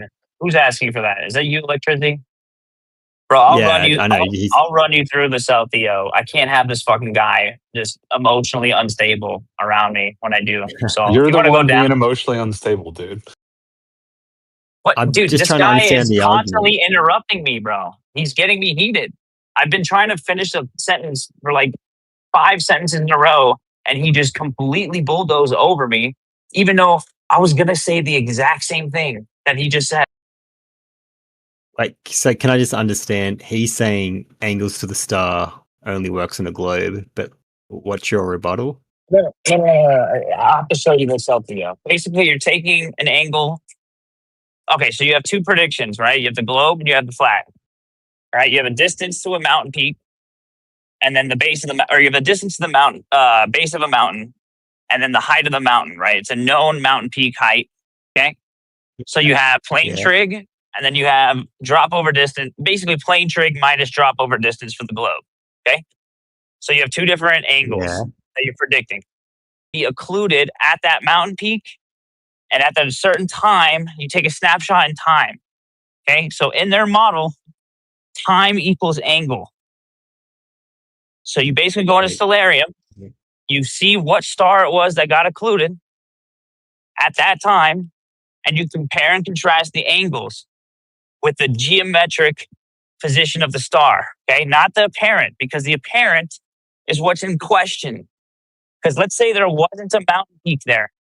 Let's just say there wasn't a mountain peak there. They could easily hand wave dismiss any observation that we make of a star at those low angles and say, oh, well, that's just because of celestial refraction. So what's being put into question is the celestial refraction amount that is used in order to make it fit back to the curve. That's what's being questioned, essentially. Okay, so putting the graph. So when you say occluded, does that mean hidden? Like disappears. Like literally disappears behind the mountain. You take a snapshot in time. Okay. Yep. Okay. You know what? You know why though? You know why that's important though? Because no matter how much refraction was, actually happening at that time, at that observation, as soon as it's physically hidden, it's actually being blocked by a physical object. Does that make sense? Yeah, I'm just thinking in Glober, if my globe head, if not saying my globe, but even if it is hidden, wouldn't they just say, "Oh, refraction hides it"? Like I don't know. I'm just like, just thinking. All right, well, I'm at the UPS store right now picking up a package, so I have to sit back for a second. The flat Earth. Yeah, so let me just strongly suggest that you take a look at my document. I think even without me talking, you can read through it. It's pretty damn simple. And if you have any questions, just ask. Like, still, my first thought is like, okay, like this is great and all, but like, why don't we just measure the ground itself? Like, why are we doing all this? Well, effectively, so that's what surveying does, right? When you find the angle to a peak, you can calculate what the angle to that peak should be, given how much higher it is than you are and how far away it is. And when you do that for Pike's Peak from Mike Heffron's place, you get that the physical peak stands at about 2 degrees 31 arc minutes above eye level at Heffron's place. Okay, and if you do the same thing with including the fact that the Earth curves at 8 inches per square mile, if you want, however you want to calculate it, you find that it's about 200 meters lower than it would be on a flat Earth, and that corresponds to an angle of 2 degrees 18 arc minutes.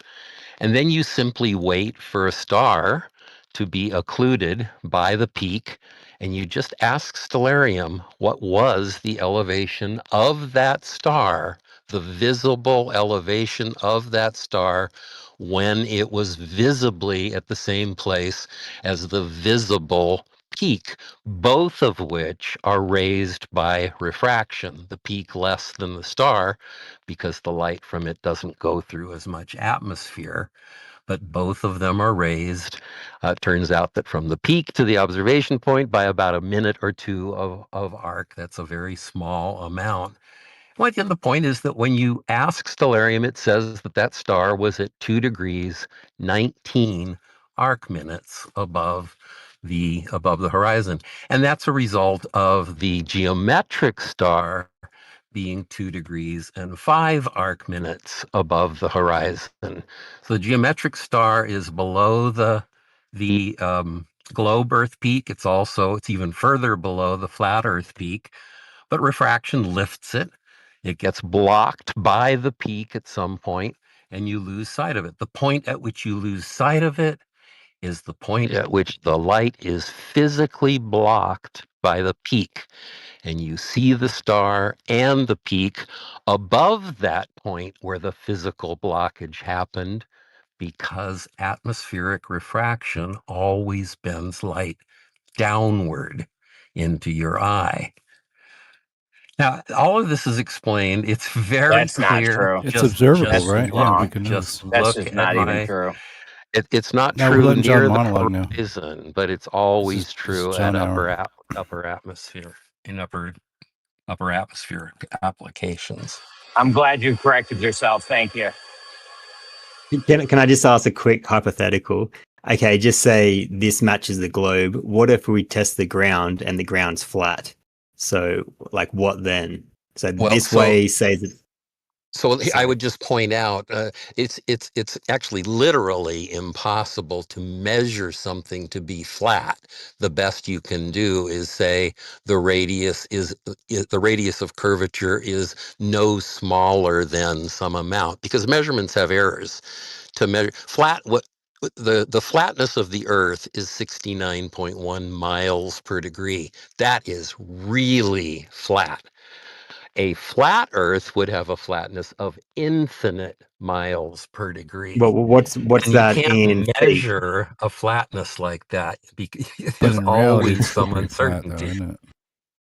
What's that 1 degree? I don't know. This is weird then, because you're saying It's we pretty. can't. Then we just can't He measure wants it. it flatter. It's No, we unmeasurable. do We'll measure never it. We know. measure the flatness of the It's Earth, and just it's some bullshit really, pedantic It's really just some flat. bullshit pedantic argument that he's making about you can't measure flat. It's You nothing. can't. You can It's measure it's literally flatness. worthless. You It's can't. You literally worthless. strictly, The shit he's saying rigidly is literal. Oh cannot god! All right, measure you a can't hear me talking, surface. bro. You can't You hear me talking.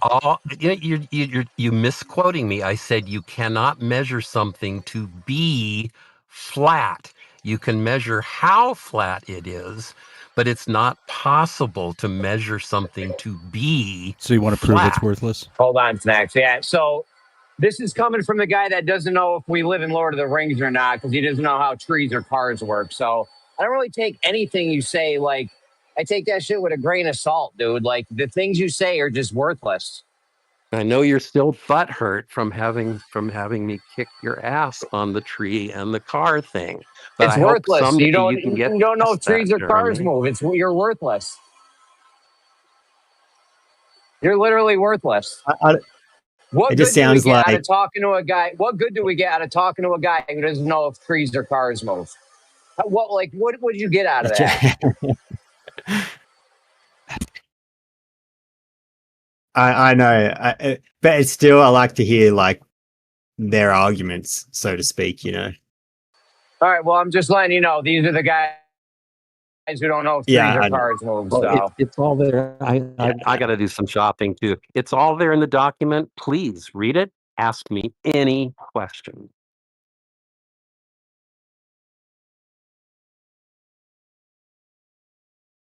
Not lonely.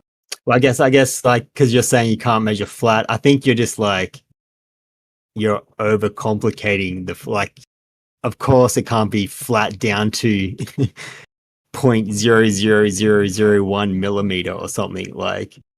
But we can, because when you say 1 degree and 69 miles, you're trying to. It sounds like you're trying to play that off. Oh, 1 degree over 69, like that's just so. But what's that in meters or feet? Like, He's wearing isn't curved that shoes, like Electrizzy. His shoes are curving right now. isn't that like 200 meters or something? That 1 degree. No, Like, no. A degree is an angle. It's not a length, right? I can't yeah, what's that drop quantify it over? But what's that in drop terms over of length. distance? So, Yeah, you can definitely quantify so it by in just giving him over the 1 drop mile, over distance for 69 look, miles. Well, I'll Google 69.1 it. degree. Sorry, 69.1 miles per degree. 69.1 miles per degree is 110 the kilometers. okay. Yeah, 111.1 kilometers per degree. So I got 100 kilometers 60 is like miles per degree. nearly 800 meters in a drop. Well, Like, so you so should, this, but you should understand what you should understand the flatness in terms of that. You have never. Here's a fun fact.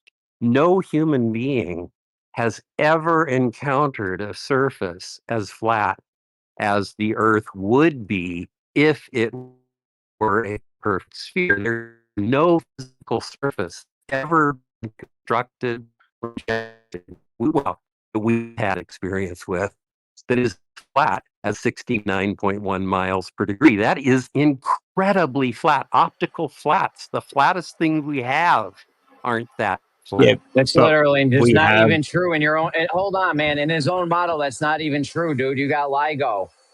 That's way flatter than the 8 inches per mile square, dude. You don't even know what you're talking about, man. Just stop. Just stop. You're just saying He's No, saying all because wrong things nonstop. it's he's gonna say because there's undulations. LIGO If is you not go with a that microscope and you look really deep into it, you'll notice that there's tons of undulations. Yeah, Yeah, maybe you should LIGO's stick to much like the flatter. McToon script so you LIGO's know well. flatness. LIGO's Try and much stick to flatter the. than the 8 inches per. I'm talking about LIGO's much flatter than the 8 inches per mile I'm squared. You talking were about wrong a again. flat surface. You were wrong again. It's a flat surface. The LIGO tube would be a You're perfectly talking flat about surface. something else, Jeremy.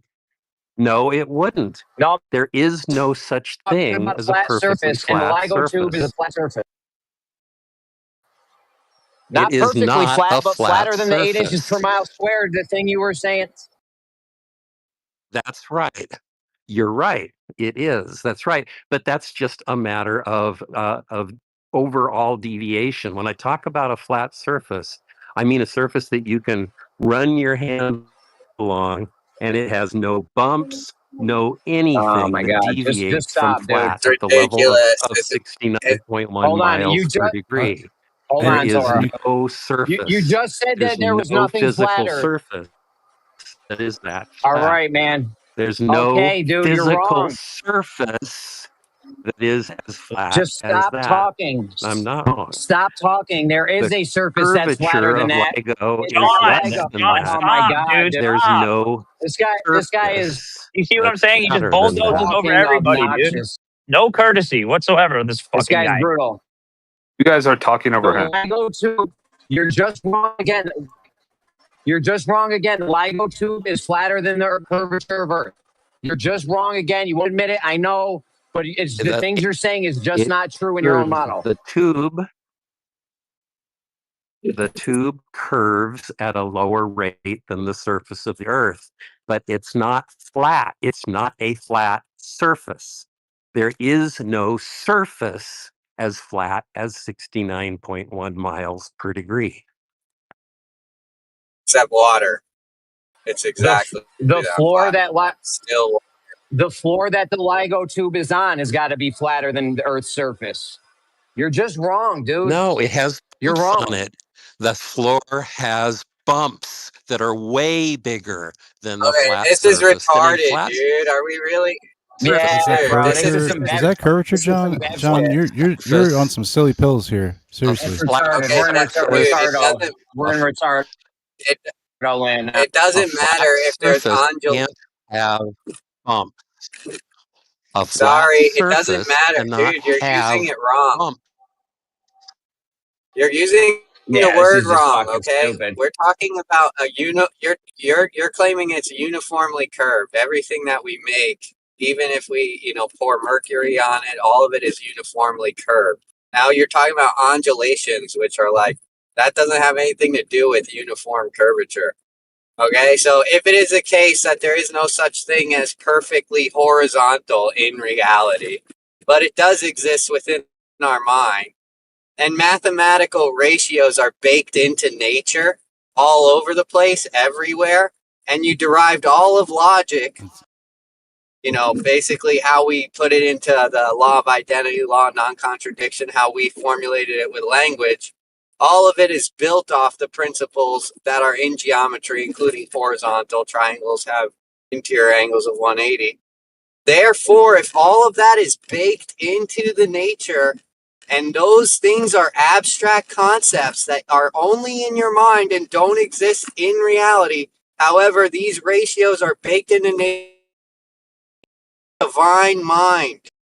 So you're a God believer.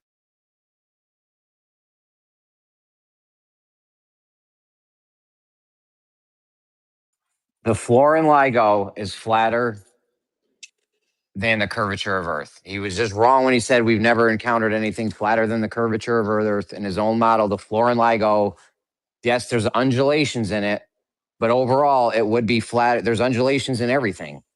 the floor in LIGO would be flatter than the curvature of Earth.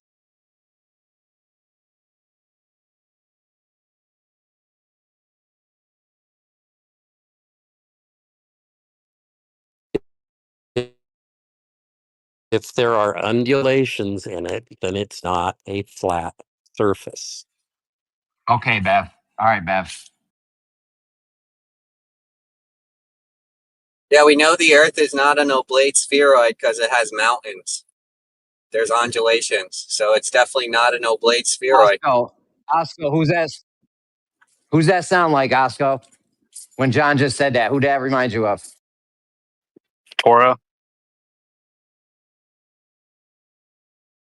Reminded me of Bev. Same I'm a thing. Bevite. He wants you to say tune. Oh, No, reminded me you of Bev. sound like you're When you said it's not Yeah, flat. you're making. You said it's not flat because Yeah. undulations. That's some. I still think he is McToon. This is just one of his personalities. That's what he sounded like. I think he That's sounds probably like an healthy. old man that has not good heart conditions, and he's very shaky in his voice. And you guys should be very delicate with this man. I'm sorry. This man does not It's the same- sound healthy at all.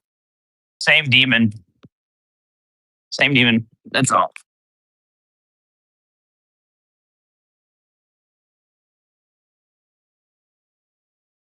I mean, he seemed kind of cordial to me, and you guys just start ganging up on him, calling him a demon. It's kind of silly. I agree with that, Oscar. You think we're teaming up on the guy that bulldozes over everybody else and has no courtesy when someone says, "Hey, do you hear me talking?"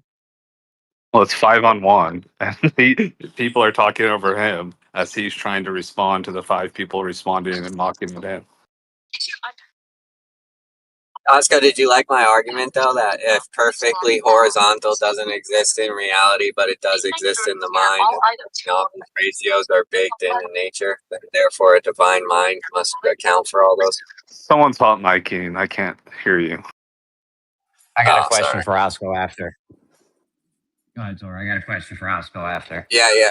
If math is abstract, and conceptual, which requires a mind, and we have something known as perfectly horizontal in our mind, right? That exists for sure.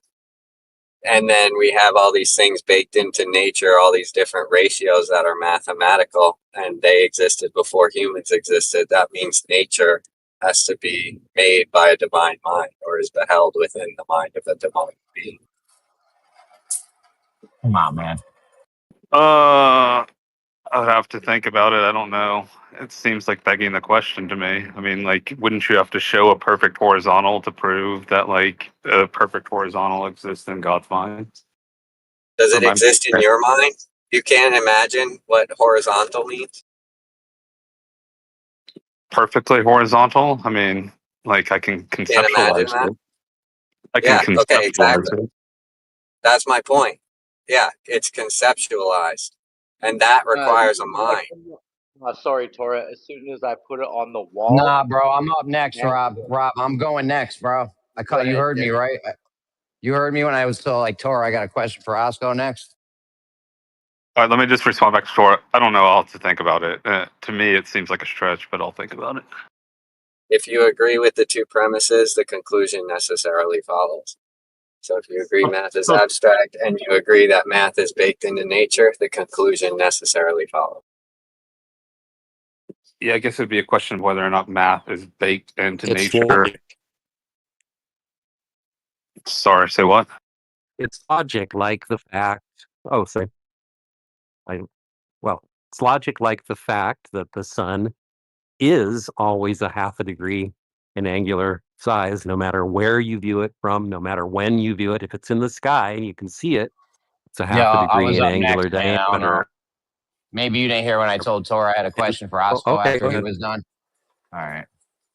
Let's hear it, Joe. Okay, you that's Are you all hear set it? with this? Are you all set with this weird question, Tor? Yeah, no, it's just proof of God, and John admitted it is proof of God, so I'm good. All right. So, Osco, do you think the floor at LIGO would be flatter than the curvature of Earth? I think Flatness? you guys are talking about two different things. He's talking about small bumps in that floor, and if you have a perfect sphere, right, there would be no small bumps in it. So even in No. that Lego floor, there's bumps. No, we're talking about something curving at 8 inches per mile squared. Thank you. And then on the other side, we're talking about something not curving at 8 inches per mile squared, which would mean it would be way more flat, right, Osco? What do you think's flatter, Osco? A level surface of water. Hold on, man. Osco, hold on a second. Osco, what do you think is more flat? A very calm, still body of a lake that's conforming to the surface of the globe? Or do you think the floor at LIGO is flatter, Osco? I mean, I would say the floor at LIGO, So but wait. Shut up, John. That's for Osco, dude. But I Osco's in understand. the middle of answering. Shut, John. Point out that you're purposely. Yo, my man, Osco, bro. Osco, I asked Osco. John, you're roboting like crazy and you're interrupting. I would say the floor at LIGO, but I understand what he's saying and I understand what you're saying. I think you guys are just using different definitions of flat, so that's why it's kind of a stupid argument. No, it's not a stupid argument. Obviously, if something's curving at a steady rate and another thing is not curving at a steady rate, yo, I'm trying to talk to Osco, man. You're pointless to talk to, and you're roboting like crazy. I'm actually in a good spot now, right? You guys can hear me good? Yeah, you sound good. Yeah. So obviously, the floor at LIGO would be flatter than the curvature of Earth because it's not curving at 8 inches per mile squared. It's staying horizontal, straight, right? So I mean, it's obviously it would be flatter. I don't know. It's not even like close. It just depends on what definition of flat I guess you're using, and you seem to be using a different one than he's using, and he's using a different one than you're using. But I think you both know what the other person is saying. No, So you're arguing. bro, we're both using 8 inches per mile squared or 1 degree per 69 miles or whatever you want to talk about. That's what we're talking about. He realized he messed up and got it wrong, and he's trying to go to this Bev argument about hills and valleys, right? That's what happened, or no? Maybe I missed it. I don't think that's what happened. That wasn't my interpretation, but I was cleaning my garage, so wasn't completely paying attention. But I think he was just saying there's nothing that's perfectly flat, and if you had a perfectly round globe, like theoretically, No, it would be perfectly flat. But even the LIGO thing has bumps in the floor. That's not what he was saying. He was saying That nothing's is what I flatter. was saying. He's saying we've never encountered anything Jeremy, flatter you're than the just being a surface of Earth. You're being a lying piece of shit now. Well, anyone can run the tape back. You said we've never encountered anything flatter than the curvature of Earth, the 69 miles per degree. That's literally what you said, verbatim. That's verbatim what you said. What I said is that we have never experienced a physical surface that is as flat as 69.1 miles per degree. Even optical flats, the flattest thing we can make, are not that flat. They're not, even they are not that. You're roboting, dude. You're roboting. Just stop talking because I can already respond to half the bullshit you said. Saying physical surface doesn't mean anything. We're talking about a floor in LIGO, so it's a physical surface, and it damn sure would be flatter than the 69 miles per degree because that's not curving. I verbatim said what you said, and saying whether I miss physical surface or not doesn't help you because the LIGO floor is flatter than the curvature of Earth. The floor of LIGO is not nearly as flat as an optical flat, and an optical flat is the flattest thing we make. Okay, so you're saying the floor at LIGO is curving more than the curvature of Earth at 69 miles per degree. That's what your claim is? I'm saying it's not as flat as an optical flat, which is the flattest surface we have. Can you just answer the question I asked? Are you saying that LIGO is curving more? That's just not accurate. hold on, man. No, Is I'm the not. floor of LIGO curving more? So it's not curving more than Earth. There's That's right. mirrors. It's not. When you said we've never encountered any physical surface, which LIGO is the physical surface, when you said that, Now that was you're wrong. just Then that was wrong, now you're right? just being a lying piece of shit again. I said You're what a I lying said. piece of shit, dude. You're a lying piece of You shit. know that there are mirrors that are ground flatter than like a billionth of a meter across their entire surface, right? So that's Is that way flat? flatter than the Earth. Is that flatter than the Earth's curve? This guy said he That's won't way admit. flatter than the Earth. Yeah. Jake, he won't admit that he's wrong. He said we've never encountered anything that's flat, physical, any physical surface, which that would be a physical surface also. It's kind of pointless to put physical surface in there. But anyways, you're just wrong, John, in so many ways. I don't even Jake knows you're wrong.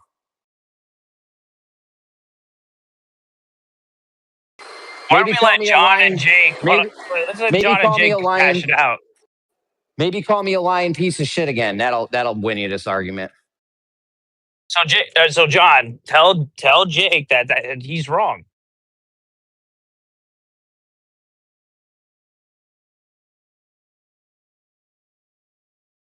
Okay. As like That's the fine. unspoken rule, even if you like disagree with fellow globe friends, you have to pretend like you don't. Jake, That's what so was crazy to me. Jake, how flat did you say they were? Within a billionth of a meter over their entire surface, which could be multiple feet. That's a thousandth of a millimeter. So flatter than the Earth's curvature, like Jeremy's been saying. 10 No, nanometers it is doesn't what it's matter. saying here. It doesn't matter because LIGO is flatter than the curvature of Earth. Obviously, That's what I just said. The floor I was helping you out, Jeremy. I had a vacuum cleaner going. Sorry. God damn it, Jeremy! I'm trying to help you out. I'm trying to Yeah. get Jake and John to basically hash it out to figure out what to steel man. Like, okay, what is it? Is Is it? A billionth of a meter is a thousandth of a millimeter, right? Yeah, LIGO goes super because I looked into LIGO and that goes super straight. Like there's no curve on it, and they built a canal next to it. They built a canal next to it too, and they went off the water to make sure it was like super straight. And Okay, all right, so now you got two Glovers disagreeing with you, John. You're not going to say anything. You're so quiet now. It's fucking ridiculous. The mirrors that are used in Jeremy, microprocessor. The mirrors Jeremy, used I in already said that I agree with you. The mirrors used in microprocessor production can be flat. A 16-inch mirror can be on the order of 0.1 nanometers in deviation over its entire surface. The floor of LIGO curves less quickly than the surface of the Earth, and it is not flat. It's not even flat at the level of 69.1 miles per degree because it has bumps. Okay, but it is flatter than the curvature of Earth because the curvature of Earth is. For fuck's sake, Stop you are such a interrupting, dude. dishonest piece of shit. Bro, you got to stop calling me that. I mean, I don't know. We don't do that here.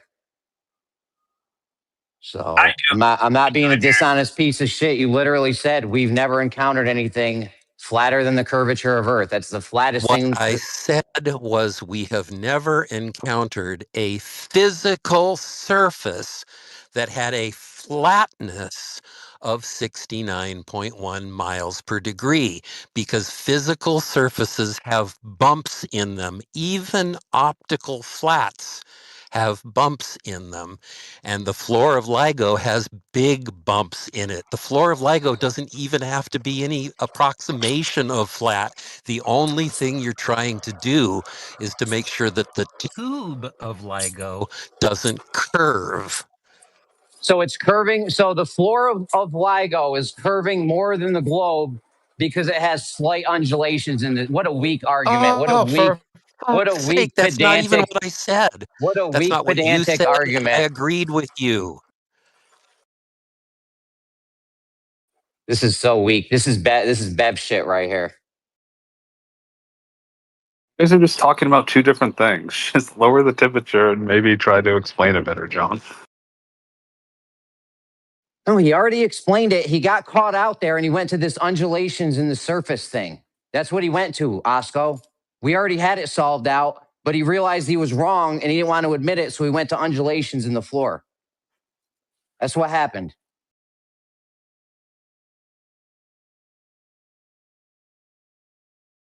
John, I'm confused. Do you agree with Jake or not? Are you Well, guys? let me try this. Let me try this one more time. A flat surface can't have bumps on it that make it impossible to quantify its flatness. An optical flat is constructed specifically to be the flattest surfaces we ever encounter. And that's because it doesn't have bumps in it, and it's flat at a level that doesn't even come up to the standard of 69.1 miles per degree. No physical surface, including the surface of the ocean or any surface on the earth, has the flatness that a perfect sphere of radius 3,960 miles has. That does not mean that the LIGO tube doesn't curve at a slower rate than a tube that curves at 69.1 miles per degree. The tube of LIGO has to be very, very straight, much straighter, not flatter, straighter than 69.1 miles per degree. And the floor of LIGO doesn't even have to be flat. It just has to be poured concrete that allows you to support a tube that is very straight, not flat, straight. Do you understand the difference? Yeah, this straight curve, the straight curve, this flat curve. I mean, you're being so pedantic right now. I feel like I'm talking. I literally. And now you're just being a couldn't, fucking and dishonest piece I of really could shit. analogize, dude. Hey, You can't do straight's not this. You flat. literally cannot do this. Like So you I'm can't. You going to got Flat's to not petition stop for calling straight. John. names. You can take Level's not 24 hours, straight. John. Straight's not straight. Calling someone pedantic is not quite the same as what you're infraction on, John. So if the Earth was a perfect sphere, over 16 inches, there would be let's see, how many was that in nanometers? I gotta convert this to nanometers. So like 13 nanometers. While the most precise optics that are used in microprocessor production will have like 0.1 nanometers of flatness over the entire 16-inch diameter. So that would be, 100 times flatter than the surface of a perfect sphere Earth. That's what's crazy. Like a thousandth of a millimeter, but like he doesn't classify that as flat. Kind of like just so pedantic.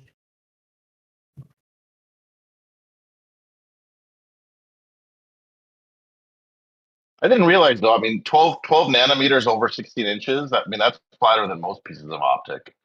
Only these super specialized, perfectly flat produced. Yep. Yeah, that's the thing. If you milled a 100-foot long slab of metal on one machine, it would have to be within 2,000ths of an inch to be as flat as the globe Earth. Left lane. Do you think the floor at LIGO is flatter than the curvature of Earth, or what? I mean, we can run a Concrete. tape The back if weld you joint, hear what John. the weld joints, the imperfections in the floor and stuff like that. What John's talking about, it's going to be all over the place, probably. No, he's only talking about that because he's only talking about the undulations because he realized he messed up, and we have tons of stuff we've encountered, physical surfaces that are flatter than the curvature of Earth. That's why he went to the undulations and all bullshit.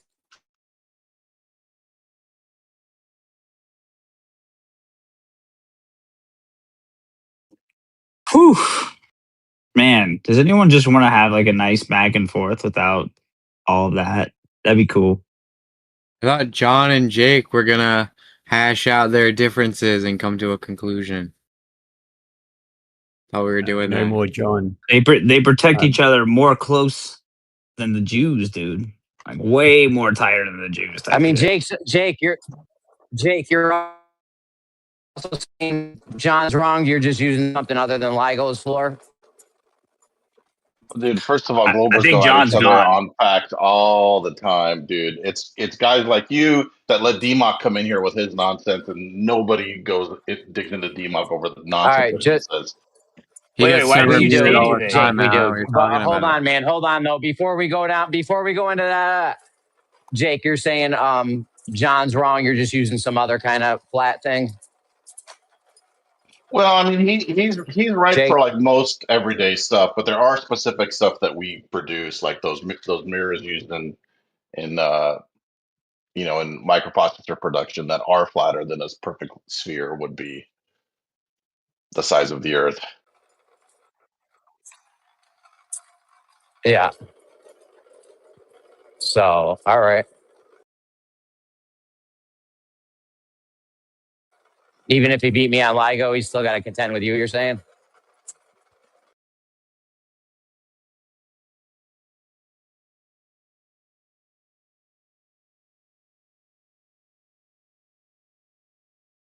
Yeah, I mean, LIGO curves less than the Earth does over its length, but like you said, there's undulations that far exceed what a Yep. theoretically perfectly flat sphere of that size would be.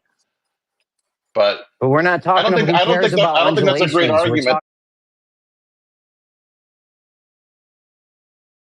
though, because the Earth isn't a perfectly flat. It's not like a machined piece of perfectly round metal or something, right? The Earth itself is got lots of undulations, right? So But it all goes back to Dude, he measuring only brought flat the Earth. undulation. He only brought the undulations into it when he realized there was flatter shit than just the curvature of Earth. So go ahead, left lane. No, it goes back to someone saying that we've measured Earth to be flat. That's not true. It's not possible. Exactly. That's how the whole conversation started. Because of hills and valleys. That's what we're on now. Oh, it's just the amount that you're looking for over a short distance. A short distance, a mile or less. I don't know. It's like, how are you going to measure something flat when everything's going to have some sort of deviation in it? Mountains and valleys. Everyone's a Bev. Everyone went and joined Bev's thing, or you guys are all with Bev now? Are you guys fucking serious? Mountains and valleys, hills and valleys. It's not like we're measuring 1 millimeter. Like what? Like we're measuring like 10 feet over. What is it, like a few miles or something? Like saying we Yeah, can't measure 10 feet.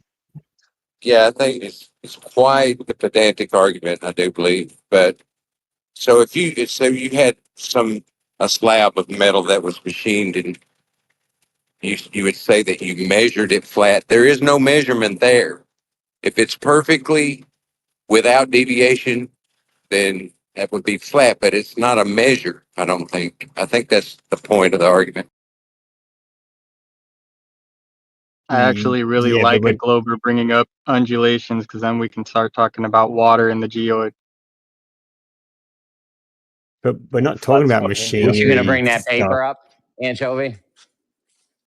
No, I'm Sorry, not go going ahead. to because we still can't accept undulations. I can accept undulations. They're just irrelevant. Why are we talking about undulations? For what? Well, it's the same reason I hate when people bring up 8 inch per mile squared, because if you're going to do a measurement, it needs to be of the place you're talking about and not an average.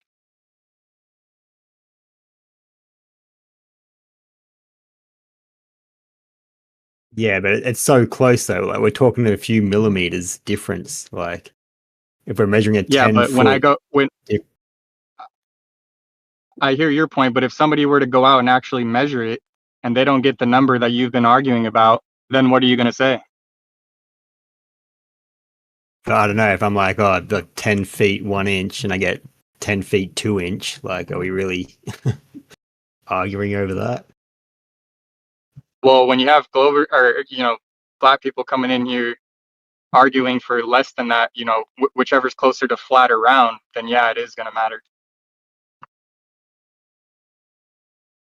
I don't think a 1 inch difference on a like 10-foot drop or whatever, like it's very We're like talking about precision. We can't have Well, error. We're talking about accuracy. yeah, Precision. because if that's the margin of error on your tool, then you're kind of stuck, right? If the difference is below that.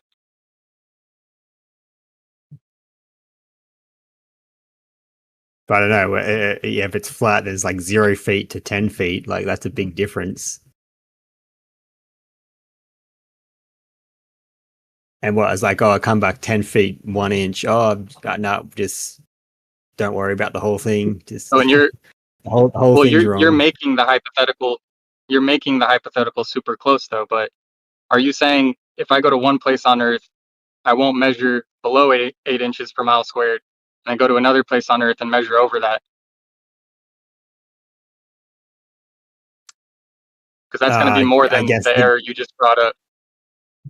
I guess my first question, yeah, like what's the threshold? Pretty much, like what are we talking? A few Well, inches that's what I'm different? asking, and that's why I'm bringing up undulations. The Globers can't seem to decide what's the largest margin of error you would accept, and then when you bring up undulations, well, the whole thing just gets confusing now, right? What are undulations? Sorry, I'm just not familiar with. There'd be dips and valleys across the surface, hills, All right, valleys. but I guess that's why I know, isn't that what like we use like technical? What's the word? Like surveying equipment and stuff, like really professional equipment to do this, and we're not just Yeah, getting but like a stick and a ruler. I would also argue that we terraform wherever we're building. We don't just measure the Earth and then build on how the Earth looks, right? We terraform it to be as flat as possible, and then we build on that. I remember going They don't to want to. Nathan's. Hold on, bro. Hold on a second. They don't. They want to. You would never want to build on anything actually flat, bro. Because if you're on a globe, all the water is going to go to the middle of that. You would never want to build on a flat thing. Yeah, That's but what their they say argument happens is on the like, globe. If you had a flat square somewhere on a globe, like say the size of a building, all the water that fell on there would go to the middle. You don't want no, because buildings their doing that. argument is at a local level, it is pretty much flat. So I don't think that's from their argument kind of side. But I talked to Nathan No, about their like, argument, hold on. Their argument is if you have a flat sorry. surface on a globe, all the water will go to the middle of that. Well, That's what their I'm argument. saying, Jeremy, is when they go to build like a neighborhood, right? They don't leave whatever curves they find there. They try to make it not perfectly flat because yeah, you're right. They want to adjust for flooding and stuff, but they want to make it relatively flat for cars to drive and all that. Unless there's like big mountains they don't want to take out. Yeah, I agree with that. But on a globe, you would just never want to make any foundation flat because you wouldn't want the water going in the middle of it. Like you want to keep the water out of the middle. You know what I'm saying? So on a globe, you like just would never do it flat. You're already pressing your luck doing it level because it's so close to flat on a globe. How do you even know? You can't even measure it. That's your argument too. You can't measure it over the course of a building. So I don't know why they would even do that.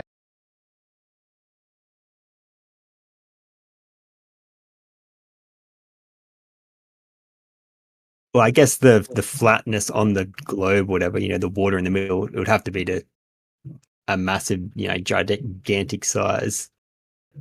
Like just having a building, the size of a building I couldn't see the water pooling in the middle. Yeah, that's what they say here's the reason happens I on a brought up the globe, water. dude.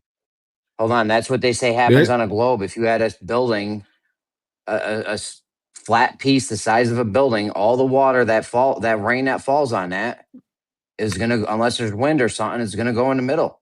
That's the steel man of the globe, bro. We don't have the construction Oh. techniques to build it that flat. Yeah, but you see it in flat roofing. People who don't know what they're doing and take their reference point in the middle, they will have the problem that the water doesn't drain.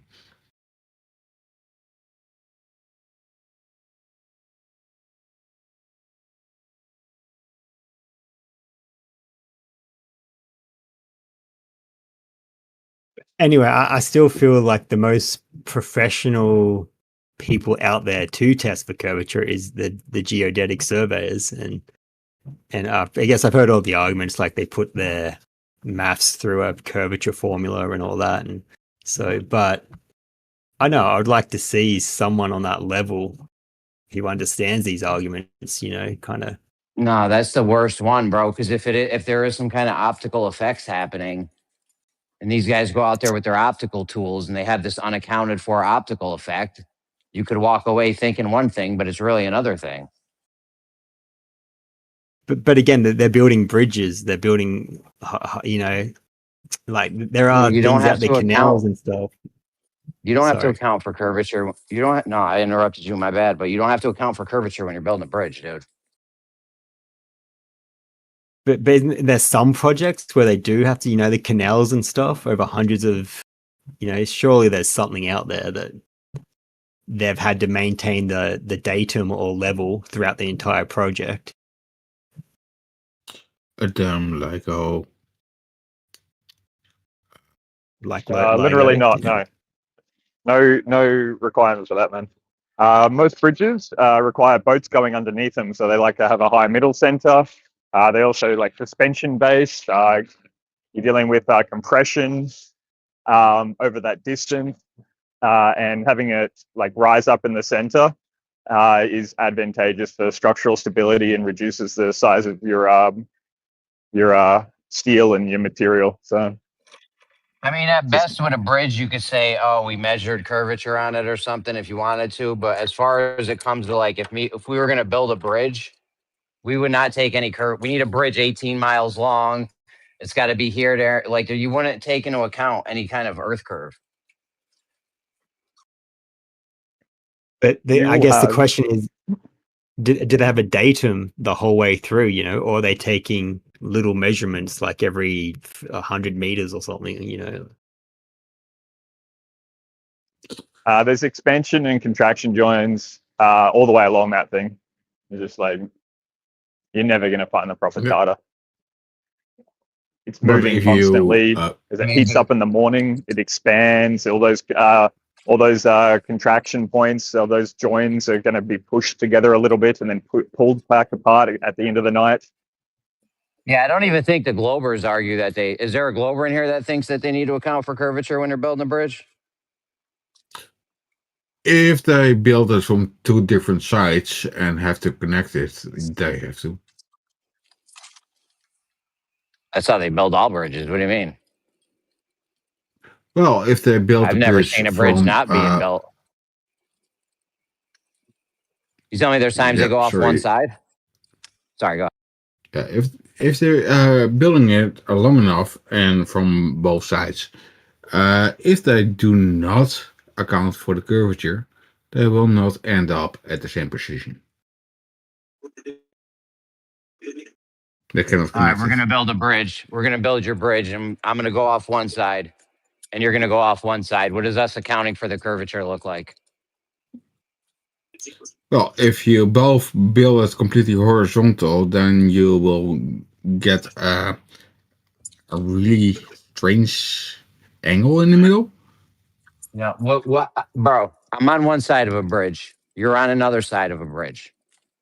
What does it look like when we're accounting for the curvature? So if you look horizontal towards me, then my position of the same elevation as you is lower than yours, and the other way around. Yeah, I didn't hear any like curvature calculations when we're putting our pieces up. That is due to because of curvature, because every piece of distance will drop a little bit from a horizontal reference from your position. Bro, I'm on one side of a bridge. You're on another. We're like, yo, we got to make these things meet up.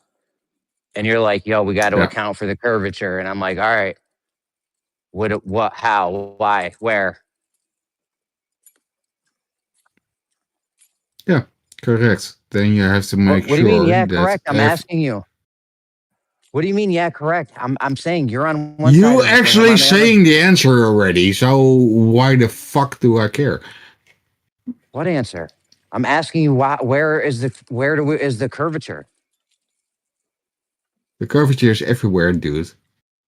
No, when we're building the. All right, you know what? Never mind. It's fine. You don't understand that everything is dropping from a horizontal reference constantly. Bro, we're about to build a bridge. You're on one side. I'm on the other. We got a wall. Yes.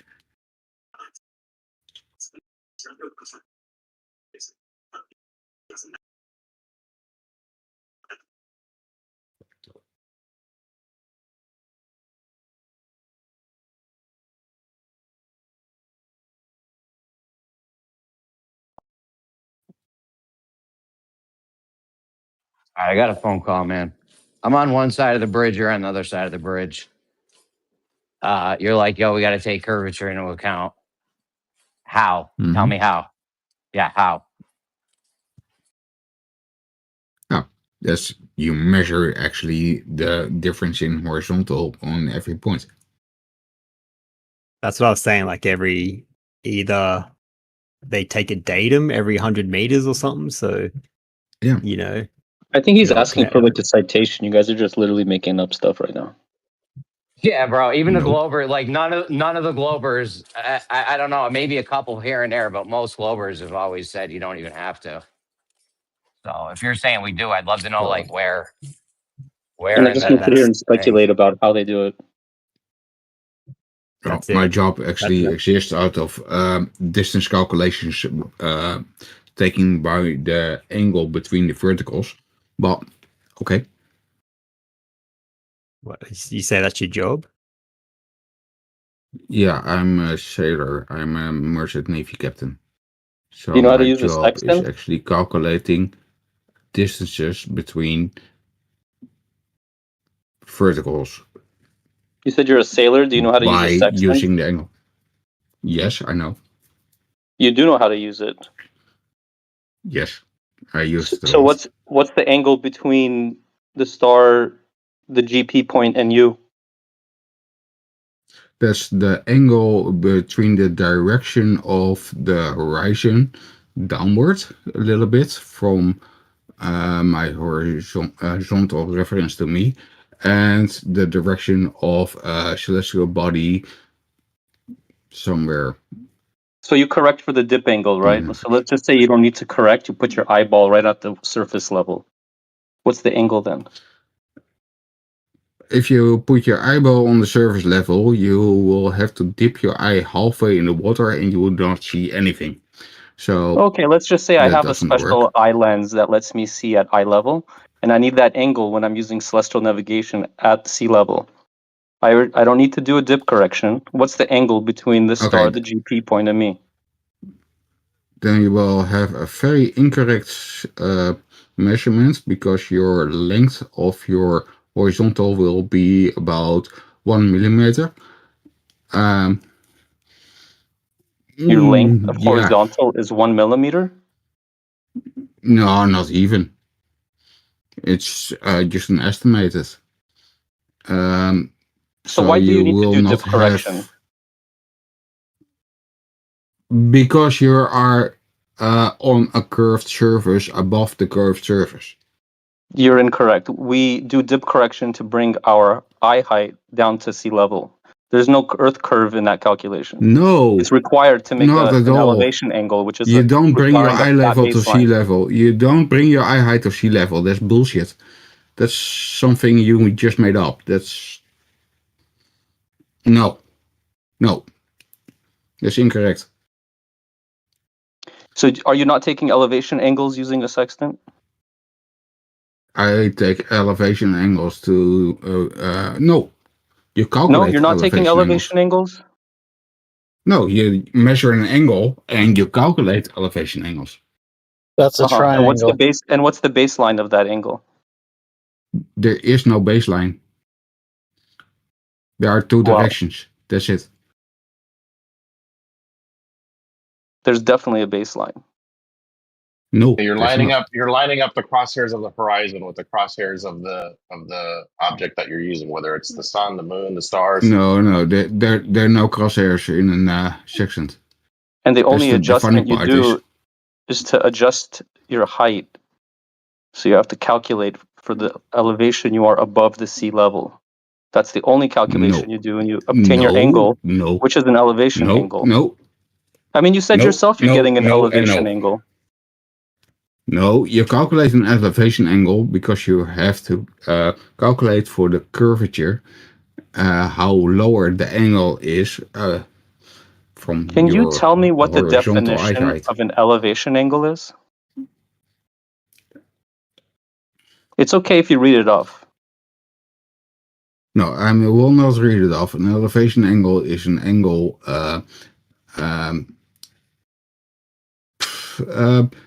Well, It's we okay. use Just read it. Just read it. It's okay.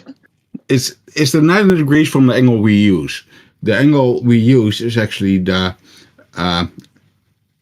co-altitude angle from 90 degrees up from the vertical. Okay, so you're being non-responsive now. I'm asking for the definition of an elevation angle, and you're telling me how you use an altitude angle. Elevation I didn't angle ask is you what you're an using. angle of I height. asked you to define an elevation angle. Yeah, okay. Elevation angle is an elevation of height from a horizontal reference. Thank you. But So the you do have a horizontal horizontal reference baseline. is That's the an reference. imaginary line. The No, horizontal because we reference, don't use it. that which you are navigating on, that which you are measuring, is going to be a horizontal baseline. I said no, it's calculated. That's what I said to you. It's calculated. If my eye is at sea level, I don't need to calculate that. There's no adjustments. Yeah, but you're I get a never at 90 sea degree level. But angle. you're never at Then sea you level. cannot. You need to compensate Then for your you height. cannot. Yeah, I'm make not. an So I accurate could adjust angle to it so because that it is at level, your and I line get that is flat zero. baseline, so that navigation actually works. Because if I don't have a flat baseline, it won't work. Unless you're traveling and sailing off onto some tangent line into space, you're not navigating on a tangent line. You're navigating on the ground. up. What is that called? Hey, but Ground keep in position. mind That star. keep in mind that on an If you if you have your eyeball in the water for your supposable horizontal baseline, then your baseline will be zero and you won't have an angle. You could take an elevation angle from the top of a mountain or down in a ditch. It doesn't matter. It's not this flat baseline. It's bullcrap. Yeah, it's bullcrap. What is the GP point? It's not an existing line. What is the GP point? Is a vertical the vertical line of the celestial body above the surface of the Earth. Points are not lines. Let me ask you again. What's the GP point? The vertical line from the GP points between are the not lines. Shut up! Let me explain. I'm asking you what that point is. The vertical line is the point where the vertical line from the the celestial body to the center of Earth. To the center of Earth? What does GP stand for? GP is the point. No. What does G and what does P stand for? The ground position. What is the G and what is the P? The ground position. Where is the not point? Center of Earth position. Yes, ground position. No, that's what I fucking said, you idiot. No, you said center of Earth position. Yeah, no, I said where the line between the center of Earth and the celestial body meets the surface of Earth. That point. What do you need that line to go below the surface of the Earth for? Why do you need a line to continue past the GP? The calculations stop at the GP. That's where you have your 90 degrees. Jesus fucking hell, I just explained what a normal to a curve is. By definition, the line goes to the center there. Yeah, did you just say you explained to me what a normal to a curve is? Are you crazy? You can't have a Yes. 90 on a curved surface. Yeah, you Yeah, can. that would A be the normal to same a as curve is normal. 90 to a curve. You can't I have a just right angle on a curved surface. What are you saying? Yes, you can. Why not? Oh, You yes, need you a can. tangent, and then you That's can fucking what a calculate an normal to a angle from a curve certain means. point on that curve using a tangent, but you're not having a 90-degree angle on a curve because every point along that line is curved. Yeah, if you tried to Okay. do that in AutoCAD, it would error out. Just so you know. I mean, you A want to do normal to a tangent curve lines just and make means it's imaginary straight lines that up go from the up into curve. That is space. both curves the same size, same way in every direction. Yeah, Yeah, that you doesn't And give it's you a zero. 90-degree take an angle. angle to a line intersecting the curved surface. You most certainly can take an angle to. Using a can put tangent line, but you're not Yeah. navigating on a tangent. You're navigating on the ground using ground positions. You're No, not you're using using your tangents. tangent No, you're to keep your navigating elevation using angle. Your elevation verticals. angle. Verticals are normals, and we're using verticals to navigate, not the ground.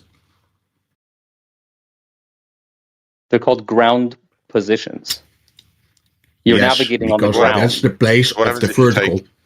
What if you take a vertical at ground position and then go down 90 degrees from it? What happens then?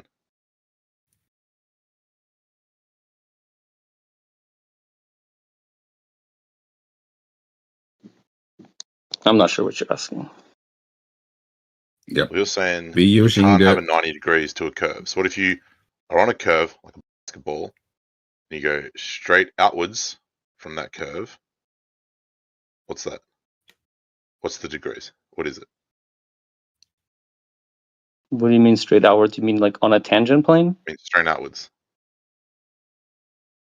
Exactly what I just said. Straight outwards. So on an all imaginary tangent plane. directions. No, I mean straight. No, all directions curve the same way away. Yeah, so you're not getting a 90 on that because it's a So what curved is it? baseline. Okay, so how many degrees is it from the baseline? You would need to use a tangent. You can use arc degrees or something like that, but you're not getting 90 degrees. You So need what is to it? look at Oh, yes. Euclid. It's Euclid, book 3, proposition 18. You need to study that.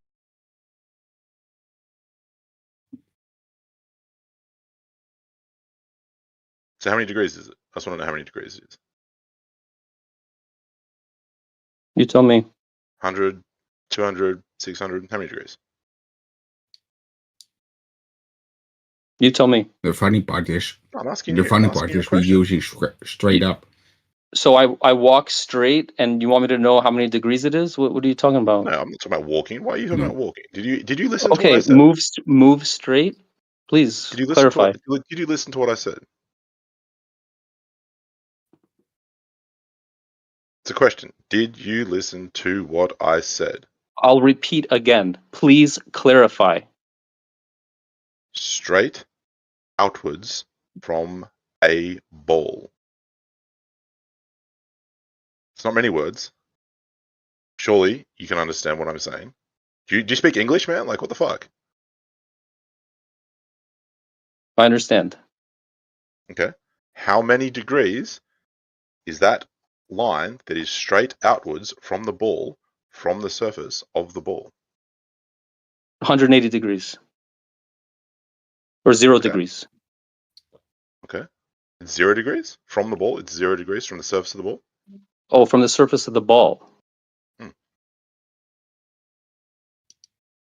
No, he's correct. We're Yeah, it using depends at what point. 0 It depends degrees at what if point on the ball that you're in taking the navigation. angle to that Okay, that's interesting. tangent. Okay, that's interesting. Yeah, cool. So no, I'm not. Yeah, I'm yeah. not talking about tangents. There's no tangents. You just Well, you're measure talking the about a angle. We're straight using line straight coming up. off of a Straight up is sphere. 0 That's a degrees. tangent. That's right. Do Let's you get that. speak English? I'm talking about a straight line coming out Moving of the straight ball. lines off of a sphere is a tangent. Do you speak English? Do No, you moving straight understand the lines off words a that are coming out of my curve mouth? is a tangent. Seems like you don't get it. That's what a Straight tangent line. is. It's a Yeah, straight but I'm not line talking coming off a circle coming off that's a curve. I'm not talking about off coming of off a a curve. curve I'm coming touching at a point. outwards. Outwards. Not coming off the curve. Outwards. Straight outwards from the center. Straight out. Okay, straight out from the center. Okay. Wow, this is like incredible.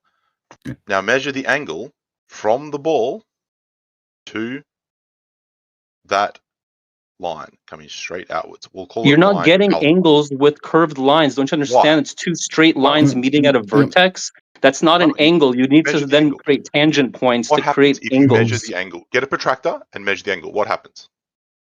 Just a That's little an high school angle is two protractor. straight Tell me. lines. You're not measuring. No, You're I'm measuring the asking arc. you. I'm talking about the actual angle of Okay. the vertex. What's the arc then? Rick. What's the arc?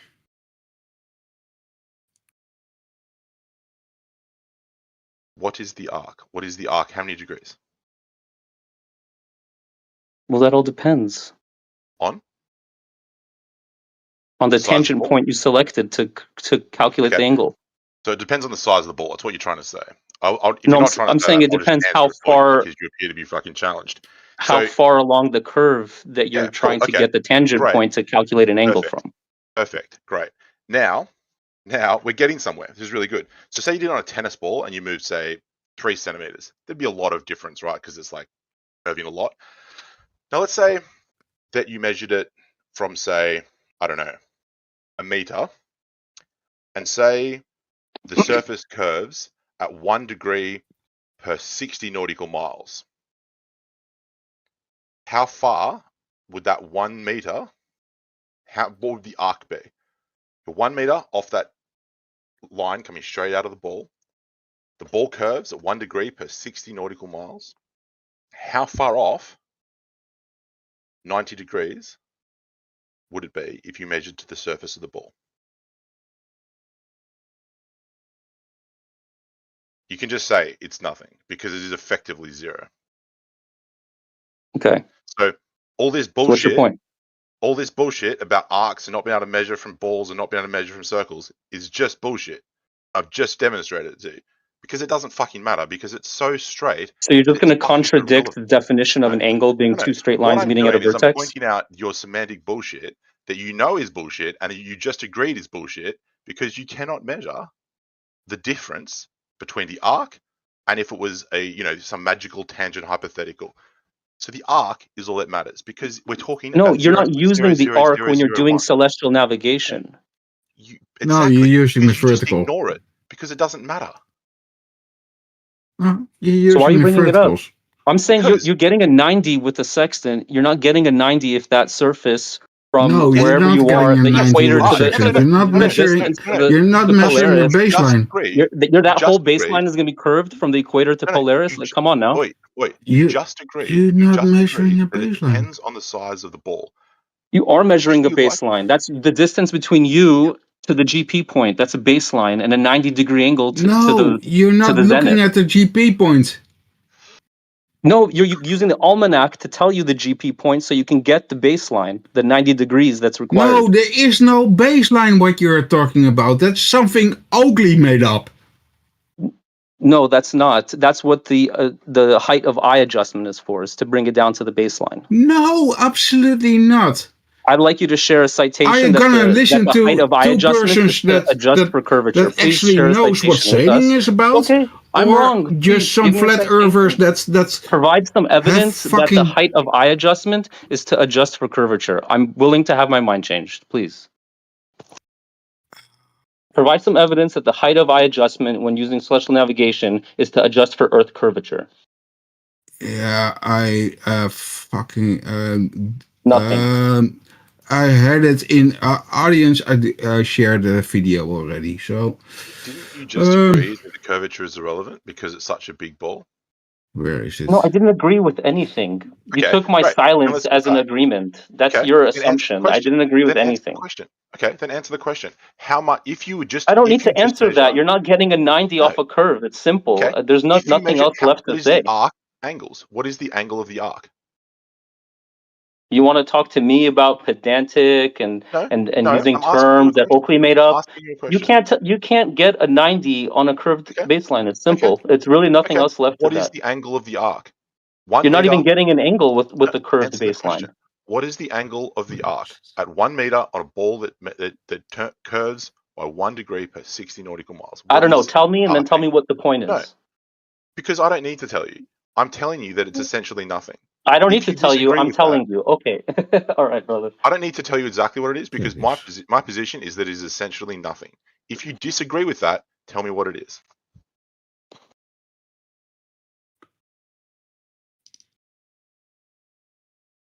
Do you have an answer, or do you accept my answer? No, I don't.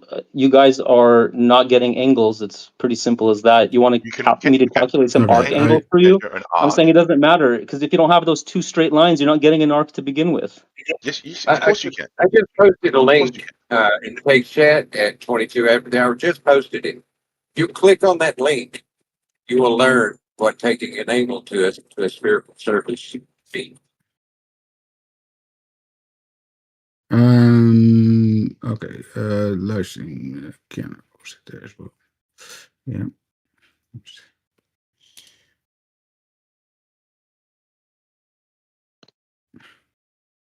Did I give you a heads up? I'm gonna head out in a few minutes. I just posted what a dip angle actually is.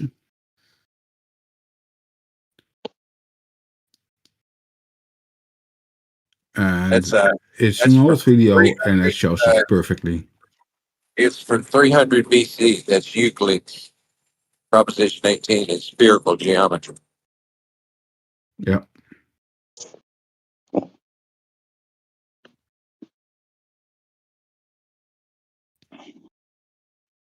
Turns out we can take an angle to a spherical surface.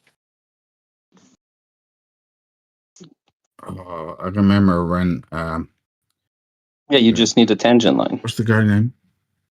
Nope. What if you don't have a tangent line? What happens? Then you're not getting an angle off that curved surface. You can't just measure it to the surface. You're not getting an angle. What are you getting? Not an angle. I didn't ask you what you're not getting. I asked what are you getting? Well, I'm telling you what you're not getting, and what we're talking about is measuring But angles. if you don't know what you are getting, how can you tell me what you're not getting? You don't know That what it doesn't is. make sense. Well, I don't have if to I know say what to you it it's is. not an orange, and then I say, I don't have to know what your is it? dad I don't know. and know what he looks like to know that you have a dad. I don't need to know anything about your dad to know you have a dad. I don't need to know anything. I can know. You've already No, told me I lots don't. about him. Well, you've already know a lot about him. You know that he's older than me. You know that he's a male. I There you go. don't need to know that. Yes, you do. Otherwise, you don't know that he's my dad.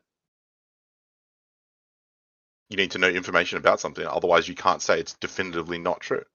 No, I already know that he's a male and he's older than you, though. There you go. So The point is, what is the angle? the You know definition of something an about it. angle. You're not What is it? understanding the definition of an angle. It's that I That's don't two straight care. lines meeting at a vertex. What, Do you agree? okay. Is that What not I'm an angle? asking you is what am I getting then? If it's not an angle, when I measure how many degrees it is from one point to another point, what am I measuring? No, a distance. Is it distance? You measure distance in degrees?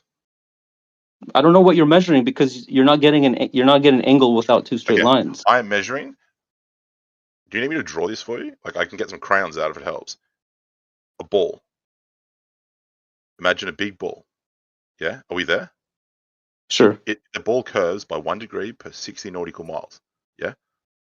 You got that? Sure. I make a point and I go directly upwards or outwards from the ball, directly outwards. I then move a point of 1 meter and I measure 1 meter on that surface of that perfectly smooth ball, 1 meter away from where that line went perfectly upwards. I then measure how many degrees it is from the 90 degree that we just had down to that 1 meter outwards. And your Maybe you position is should you pull out the can't crayons. get an angle. Seriously? Your position is you can't get an angle because it's a curved line. I'm saying when you're getting an angle to the horizon with a flat baseline to the star to get an elevation angle, you have a flat baseline. That's what I'm saying. No, I'm not asking about that because I don't care. Well, that's what I'm we're asking you a talking simple question. about. Yeah, but We're talking about celestial navigation. Where are you? Why are you like? We're not talking about that. No, that's exactly what we're talking about. Because you don't We're seem to be talking able to about. understand it. We're talking about the dip I'm asking you a angle, question. bringing you down to a flat baseline for you to be able to get an elevation angle, and the angle between the zenith, the GP point, and you is 90 degrees. And if it wasn't 90, you would not be navigating the seas. You'd be lost. So if the Earth is curved by 1 degree per 69 or 69 miles, 60 nautical miles, and you pick a point 60 nautical miles away, and you measure from that point where it's gone down by 1 degree, all the way up to that 90 degrees that we were just talking about, you'd get, if you just measured that angle, if you just measured that arc, you'd get an arc of 91 degrees, right? The Earth's surface, yeah, but now you're measuring from the center of the Earth to get the surface as an arc. So you're getting angles from the center of Earth now? Because we're not measuring from the center of Earth, because we can just Exactly. So I'm talking about real measurements. You're talking about fantasy make-believe comic book stuff. You can just make a plumb line. This is a real, you can easily do this. I mean, I've done it. It's not hard. Make a plumb line. I do it all the time. It's fucking trivial. Unless you don't believe in plumb lines. Okay, so you held something by a string. What does that have to do with anything? Wow. What's a plumb line? Goes that string then goes straight outwards. Now, if we were to make it say 30 miles, half a degree. And if we make it a mile, it'd be like 0.02 of a degree. Wait. And So you can hang a string. There's a center of the Earth, though. And if we were to make it a few meters, it'd be like essentially nothing. You're making a lot of assumptions, dude. You're really going through some mental gymnastics to fight it. You're making a lot of assumptions. What have I got wrong so far? I'm more than happy to be corrected. That the angle that you're getting is from the center of the Earth. I never said that. So that's the only way the curved surface is going to have an arc. You have to get an angle. Straight outwards. So you don't, hang on. You're disagreeing with the assertion that plumb lines go straight downwards or straight inwards. You think they're just a random line? You think they're going to the center of a ball, though? Yeah, you're going to use it as proof of that? Exactly. I think that's funny. I don't think I'm using proof of that. I never said I say they are normals to anyway, the we just surface. established that if you did just measure the arc would be so close to 90 degrees that it would be irrelevant. It'd be beyond any instruments that we have, beyond their error levels. So it's an irrelevant detail as to whether or not you quote unquote can have an angle to an arc. It doesn't matter because it is such a small arc that it is irrelevant. In fact, I suspect the arc is beyond machining levels of any human technology. I don't think we could even machine a flat surface that would be flatter than the arc of the Earth.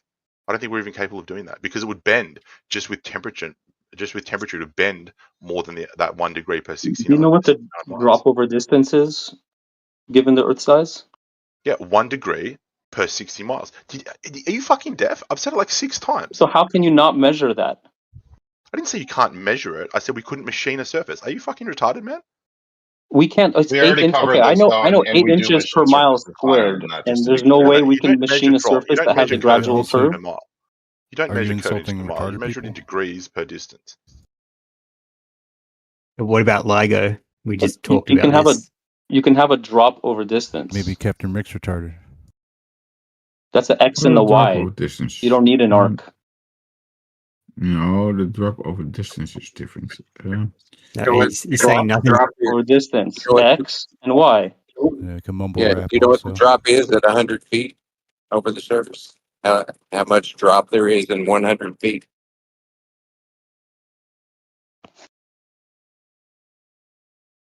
It's got to be quiet now.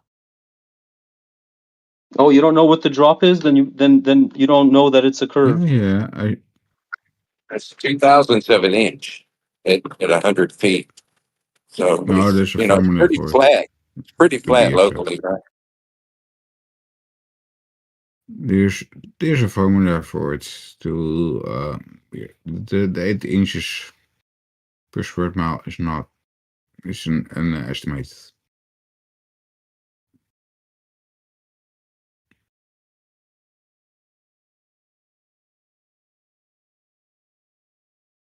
I know this thing we can't machine something.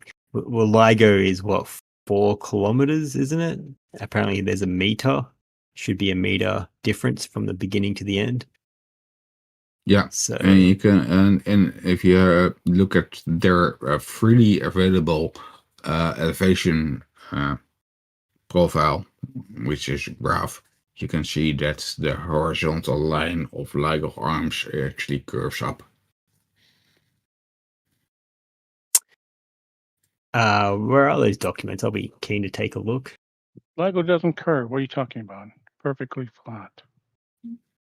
Yes, exactly, but on a elevation profile, which actually the curved surface is represented as a straight line, then LIGO curves up. Weird way to look at it, but okay.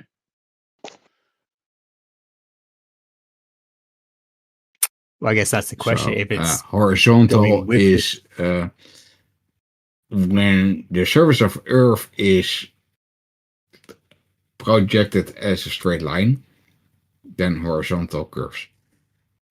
That's what I'm saying. But then begs the question, is LIGO following the curve? Because if it is, then it has to be a meter difference from start to finish. Over 4 kilometers. LIGO is built as straight as they could possible. So that's why it changes in elevation. Well, how much? Because there's a meter difference. It surely cannot be a meter, like a few millimeters or an inch, yeah, but 1 whole meter is a big difference over 4 kilometers. As you may be aware, isolating single microbial cells from mixed microbiome samples can be time-consuming and often limited in throughput. The B-Site, our solution for automated microbial whatever that amounts